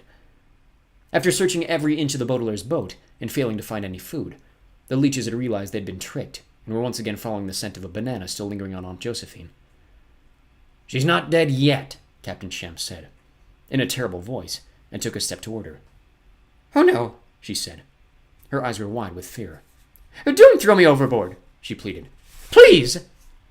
"You're not going to reveal my plan to Mr. Poe," Captain Sham said, taking another step toward the terrified woman. "Because you'll be joining your beloved Ike at the bottom of the lake." "No, she won't," Violet said, grabbing a rope. "I'll steer us to shore before you can do anything about it." "I'll help," Klaus said, running to the back and grabbing the tiller. "Egal!" Sonny shrieked, which meant something along the lines of, "And all guard Aunt Josephine." She crawled in front of the Baudelaire's guardian and bared her teeth at Captain Sham. "I promise not to say anything to Mr. Poe," Aunt Josephine said desperately. "I'll go someplace and hide away and never show my face. You can tell him I'm dead. You can have the fortune. You can have the children. Just don't throw me to the leeches." The Baudelaires looked at their guardian in horror. "You're supposed to be caring for us," Violet told Aunt Josephine in astonishment. "Not putting us up for grabs." Captain Sham paused and seemed to consider Aunt Josephine's offer. "You have a point," he said. "I don't necessarily have to kill you. People just have to think that you're dead." "I'll change my name," Aunt Josephine said. "I'll dye my hair. I'll wear colored contact lenses, and I'll go very, very far away. Nobody will ever hear from me." "But what about us, Aunt Josephine?" Klaus asked in horror. "What about us?" "Be quiet, orphan," Captain Sham snapped. The lachrymose leeches reached the sailboat and began tapping on the wood inside. "The adults are talking. Now, old woman, I wish I could believe you, but you hadn't been a very trustworthy person. Haven't been, Aunt Josephine corrected, wiping a tear from her eye. What? Captain Sham asked. You made a grammatical error, Aunt Josephine said. You said, but you hadn't been a very trustworthy person. But you should have said, you haven't been a very trustworthy person. Captain Sham's only shiny eye blinked, and his mouth curled up in a terrible smile. Thank you for pointing that out, he said, and took one last step toward Aunt Josephine. Sonny growled at him, and he looked down and in one swift gesture moved his peg leg, and knocked Sonny to the other end of his boat.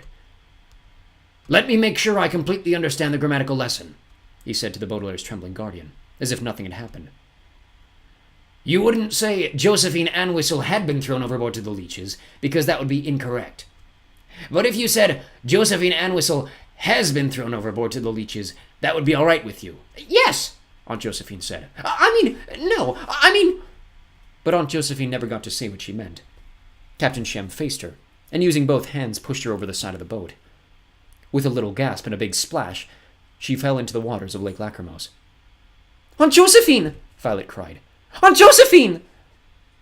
Klaus leaned over the side of the boat and stretched his hand out as far as he could. Thanks to her 2 life jackets, Aunt Josephine was floating on the top of the water, waving her hands in the air as the leeches swam toward her. But Captain Shem was already pulling at the ropes of the sail, and Klaus couldn't reach her. You fiend! He shouted at Captain Shem. You evil fiend! That's no way to talk to your father, Captain Shem said calmly. Violet tried to tug a rope out of Captain Shem's hand. Move the sailboat back, she shouted. Turn the boat around! Not a chance, he replied smoothly. Wave goodbye to the old woman, orphans. You'll never see her again. Klaus leaned over as far as he could. Don't worry, Aunt Josephine, he called, but his voice revealed that he was very worried himself. The boat was already quite a ways from Aunt Josephine, and the orphans could only see the white of her hands as she waved them over the dark water. She has a chance, Violet said quietly to Klaus as they sailed toward the dock. She has those life jackets, and she's a strong swimmer. That's true, Klaus said, his voice shaky and sad. She's lived by the lake her whole life. Maybe she knows an escape route. Lake route, Sonny said quietly, which meant all we can do is hope. The 3 orphans huddled together, shivering in cold and fear, as Captain Sham sailed the boat by himself. They didn't dare do anything but hope. Their feelings for Aunt Josephine were all a tumble in their minds. The Baudelaires had not really enjoyed most of their time with her, not because she cooked horrible cold meals or chose presents for them that they didn't like, or always corrected the children's grammar, but because she was so afraid of everything that she made it impossible to really enjoy anything at all. And the worst of it was, Aunt Josephine's fear had made her a bad guardian. A guardian is supposed to stay with children and keep them safe, but Aunt Josephine had run away at the first sign of danger. A guardian is supposed to help children in times of trouble, but Aunt Josephine practically had to be dragged out of Curdled Cave when they needed her. And a guardian is supposed to protect children from danger, but Aunt Josephine had offered the orphans to Captain Sham in exchange for her own safety. But despite of all Aunt Josephine's faults, the orphans still cared about her. She had taught them many things, even if most of them were boring. She had provided a home, even if it was cold and unable to withstand hurricanes. And the children knew that Aunt Josephine, like the Baudelaires themselves, had experienced some terrible things in her life. So as their guardian faded from view, and the lights of Damocles' dock approached closer and closer, Violet, Klaus, and Sonny did not think Josephine Schmosephine. They thought, we hope Aunt Josephine is safe. Captain Sham sailed the boat right up to the shore and tied it expertly to the dock. Come along, little idiots, he said, and led the Baudelaires to the tall metal gate with the glistening spikes on top, where Mr. Poe was waiting with his handkerchief in his hand and a look of relief on his face. Next to Mr. Poe was the Brobdingnian creature, who gazed at them with a triumphant expression on his or her face. You're safe, Mr. Poe said. Oh, thank goodness, we were worried about you. When Captain Sham and I reached the Anwhistle home and saw that it had fallen into the sea, we thought you were done for. It's lucky my associate told me that they had stolen a sailboat, Captain Sham told Mr. Poe. The boat was nearly destroyed by Hurricane Herman, and by a swarm of leeches. I rescued them just in time. He did not, Violet shouted. He threw Aunt Josephine into the lake. We have to go and rescue her. The children are upset and confused, Captain Sham said, his eyes shining. As their father, I think they need a good night's sleep. He's not our father, Klaus shouted. He's Count Olaf, and he's a murderer. Please, Mr. Poe, alert the police. We have to save Aunt Josephine. Oh dear, Mr. Poe said, coughing into his handkerchief. You certainly are confused, Klaus. Aunt Josephine is dead, remember? She threw herself out the window. No! No! Violet said. Her suicide note had a secret message in it. Klaus decoded the note, and it said Curdled Cave. Actually, it said apostrophe Curdled Cave, but the apostrophe was just to get our attention. You're not making any sense, Mr. Post said. What cave? What apostrophe? Klaus, Violet said. Show Mr. Poe the note. You can show it to him in the morning, Captain Sham said in a falsely soothing tone. You need a good night's sleep. My associate will take you to my apartment while I stay here and finish the adoption paperwork with Mr. Poe. But, Klaus said. But nothing, Captain Sham said. You're very distraught, which means upset. We know what it means, Klaus said. Please listen to us, Violet begged Mr. Poe.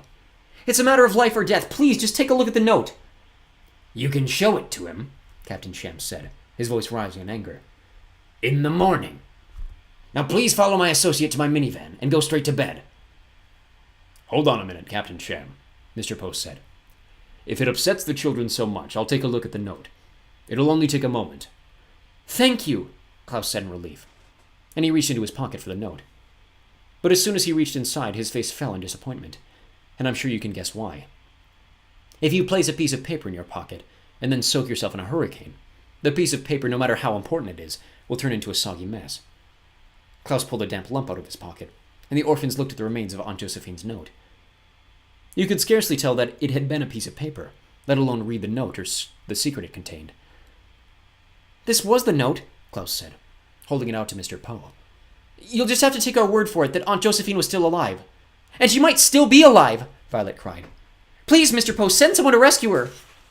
Oh, my children, Mr. Post said. You're so sad and worried. But you don't have to worry anymore. I've always promised to provide for you, and I think Captain Sham will do an excellent job of raising you. He has a steady business, and doesn't seem likely to throw himself out of a window. And it's obvious he cares for you very much. Why, he went out alone in the middle of a hurricane to search for you. The only thing he cares about, Klaus said bitterly, is our fortune. Why, that's not true, Captain Sham said. I don't want a penny of your fortune. Except, of course, to pay for the sailboat you stole and wrecked. Mr. Poe frowned and coughed into his handkerchief. Well, that's a surprising request, he said. But I suppose that can be arranged. Now, children, please go to your new home while I make the final arrangements with Captain Sham. Perhaps we'll have time for breakfast tomorrow before I head back to the city. Please, Violet cried. Please, won't you listen to us? Please, Klaus cried.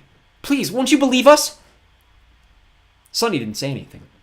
Sunny had not said anything for a long time, and if her siblings hadn't been so busy trying to reason with Mr. Poe, they would have noticed that she wasn't even looking up to watch everyone talking. During this whole conversation, Sunny was looking straight ahead. And if you're a baby, this means looking at people's legs. The leg she was looking at was Captain Sham's. She wasn't looking at his right leg, which was perfectly normal, but at his peg leg. She was looking at the stump of dark polished wood, attached to his left knee with a curved metal hinge, and concentrating very hard. It may surprise you to learn this at that moment. Sunny resembled the famous Greek conqueror Alexander the Great. Alexander the Great lived more than 2,000 years ago, and his last name was not actually the Great. The Great was something that he forced people to call him, by bringing a bunch of soldiers into their land and proclaiming himself king. Besides invading other people's countries and forcing them to do whatever he said, Alexander the Great was famous for something called the Gordian knot. The Gordian knot was a fancy knot tied in a piece of rope by a king named Gordius. Gordius said that if Alexander could untie it, he could rule the whole kingdom. But Alexander, who was too busy conquering places to learn how to untie knots, simply drew his sword and cut the Gordian knot in two. This was cheating, of course, but Alexander had too many soldiers for Gordius to argue, and soon everybody in Gordium had to bow down to you-know-who the Great. Ever since then, a difficult problem can be called a Gordian knot, and if you solve the problem in a simple way, even if the way is rude, you are cutting the Gordian knot. The problem the Baudelaire orphans were experiencing could certainly be called the Gordian knot, because it looked impossible to solve. The problem, of course, was that Captain Sham's despicable plan was about to succeed, and the way to solve it was to convince Mr. Poe of what was really going on. But with Aunt Josephine thrown in the lake, and her note a ruined lump of wet paper, Violet and Klaus were unable to convince Mr. Poe of anything. Sunny, however, stared at Captain Sham's pegged leg, and thought of a simple, if rude, way of solving the problem. As all the taller people argued and paid no attention to Sunny, the littlest Baudelaire crawled as close as she could to the peg leg, opened her mouth, and bit down as hard as she could. Luckily for the Baudelaires, Sunny's teeth were as sharp as the sword of Alexander the Great, and Captain Sham's peg leg split right in half with a crack that made everybody look down. As I'm sure you've guessed, the peg leg was fake, and it split open to reveal Captain Sham's real leg, pale and scrawny from knee to toes. But it was neither the knee nor the toes that interested everyone. It was the ankle. For there, on the pale and sweaty skin of Captain Sham, was the solution to their problem. By biting the peg leg, Sonny had cut the Gordian knot, for as the wooden pieces of fake peg leg fell to the floor of Damocles' dock, everyone could see a tattoo of an eye. Chapter 13. Mr. Poe looked astonished. Violet looked relieved. Klaus looked assuaged, which is a fancy word for relieved that he had learned by reading a magazine article. Sonny looked triumphant. The person who looked like neither a man nor a woman looked disappointed. And Count Olaf, it is such a relief to call him by his true name, at first looked afraid. But in a blink of an eye, one shiny eye, he twisted his face to make it look as astonished as Mr. Poe's. "My leg!" Count Olaf cried, in a voice of false joy. "My leg has grown back! It's amazing! It's wonderful! It's a medical miracle!" "Oh, come now," Mr. Poe said, folding his arms. "That won't work. Even a child can see that your peg leg was false." "A child did see it," Violet whispered to Klaus. 3 children, in fact. "Well, maybe the peg leg was false," Count Olaf admitted, and took a step backward. "But I've never seen this tattoo in my life." "Oh, come now," Mr. Poe said again. "That won't work either. You tried to hide the tattoo with the peg leg, but now we can see that you really are Count Olaf." "Well, maybe the tattoo is mine," Count Olaf admitted, and took another step backward. "But I'm not this Count Olaf person. I'm Captain Sham. See, I have a business card here that says so." "Oh, come now," Mr. Poe said yet again. "That won't work. Anyone can go to a print shop and have cards made that say anything they like." "Well, maybe I'm not Captain Sham," Count Olaf admitted. "But the children still belong to me. Josephine said that they did." "Oh, come now," Mr. Poe said for the 4th and final time. "That won't work. Aunt Josephine left the children to Captain Sham, not to Count Olaf. And you are Count Olaf, not Captain Sham. So it is once again up to me to decide who will care for the Baudelaires. I will send these 3 youngsters somewhere else, and I'll send you to jail. You've performed your evil deeds for the last time, Olaf. You tried to steal the Baudelaire fortune by marrying Violet. You tried to steal the Baudelaire fortune by murdering Uncle Monty. And this," Count Olaf growled, "was my greatest plan yet." He reached up and tore off his eye patch, which was fake, of course, like his peg leg, and stared at the Baudelaires with both of his shiny eyes. "I don't like to brag. Well, actually, why should I lie to you fools anymore? I love to brag, and forcing that stupid old woman to write that note was really something to brag about. What a ninny Josephine was!" "She was not a ninny," Klaus cried. "She was kind and sweet." "Sweet," Count Olaf repeated, with a horrible smile. "Well, at this very moment the Lachrymose leeches are probably finding her very sweet indeed. She might be the sweetest breakfast they ever ate." Mr. Poe frowned, and coughed into his white handkerchief. "That's enough of your revolting talk, Olaf," he said sternly. "We've caught you now, and there's no way you'll be getting away. The Lake Lachrymose Police Department will be happy to capture a known criminal wanted for fraud, murder, and the endangerment of children." "And arson," Count Olaf piped up. "I said that's enough," Mr. Poe growled. Count Olaf, the Baudelaire orphans, and even the massive creature looked surprised that Mr. Poe had spoken so sternly. "You've preyed upon these children for the last time, and I'm making absolutely sure that you are handed over to the proper authorities. Disguising yourself won't work. Telling lies won't work. In fact, there's nothing at all you can do about your situation." "Really?" Count Olaf said, and his filthy lips curved up in a smile. "I can think of something that I can do." "And what," Mr. Poe said, "is that?" Count Olaf looked at each of one of the Baudelaire orphans, giving each one a smile as if the children were tiny chocolates he was saving to eat for later. Then he smiled at the massive creature, and then, slowly, he smiled at Mr. Poe. "I can run," he said, and ran. Count Olaf ran, with the massive creature lumbering behind him, in the direction of the heavy metal gate. "Get back here!" Mr. Poe shouted. "Get back here in the name of the law! Get back here in the name of justice and righteousness! Get back here in the name of mortuary money management!" "We can't just shout at them," Violet shouted. "Come on, we have to chase them!" "I'm not going to allow children to chase after a man like that," Mr. Poe said, and called out again. "Stop, I say! Stop right there!" "Oh, we can't let them escape!" Klaus cried. "Come on, Violet, come on, Sonny!" No. This is no job for children," Mr. Poe said. "Wait here with your sisters, Klaus. I'll retrieve them. They won't get away from Mr. Poe. You there, stop!" But we can't wait here, Violet cried. We have to get into a sailboat and look for Aunt Josephine. She may still be alive. You Baudelaire children are under my care, Mr. Poe said firmly. I'm not going to let small children sail around unaccompanied. But if we hadn't sailed unaccompanied, Klaus pointed out, we'd be in Count Olaf's clutches by now. That's not the point, Mr. Poe said, and began to walk quickly toward Count Olaf and the creature. The point is... But the children didn't get to hear the point over the loud slam of the tall metal gate. The creature had slammed it shut just as Mr. Poe had reached it. Stop immediately, Mr. Poe ordered, calling through the gate. Come back here, you unpleasant person! He tried to open the tall gate and found it locked. It's locked, he cried to the children. Where's the key? We must find the key. The Baudelaires rushed to the gate, but stopped as they heard a jingling sound. I have the key, said Count Olaf's voice from the other side of the gate. But don't worry. I'll see you soon, orphans. Very soon. Open this gate immediately, Mr. Poe shouted. But of course nobody opened the gate. He shook it and shook it, but the spiky metal gate never opened. Mr. Poe hurried to a phone booth and called the police, but the children knew that by the time help arrived, Count Olaf would be long gone. Utterly exhausted and more than utterly miserable, the Baudelaire orphans sank to the ground, sitting glumly in the very same spot where we found them at the beginning of the story. In the first chapter, you'll remember the Baudelaires were sitting on their suitcases, hoping that their lives were about to get a little bit better. And I wish I could tell you, here at the end of the story, that it was so. I wish I could write that Count Olaf was captured as he tried to flee, or that Aunt Josephine came swimming up to Damocles' dock, having miraculously escaped from the lachrymose leeches. But it was not so. As the children sat on the damp ground, Count Olaf was already halfway across the lake, and would soon be on board a train disguised as a rabbi to fool the police.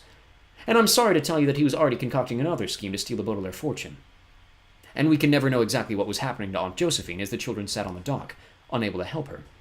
But I will say that eventually, about the time when the Baudelaire orphans were forced to attend a miserable boarding school, 2 fishermen found both of Aunt Josephine's life jackets, all in tatters and floating alone in the murky waters of Lake Lachrymose. In most stories, as you know, the villain would be defeated, there would be a happy ending, and everybody would go home knowing the moral of the story. But in the case of the Baudelaires, everything was wrong. Count Olaf, the villain, had not succeeded with his evil plan, but he certainly hadn't been defeated either. You certainly couldn't say that there was a happy ending, and the Baudelaires could not go home knowing the moral of the story, for the simple reason that they could not go home at all.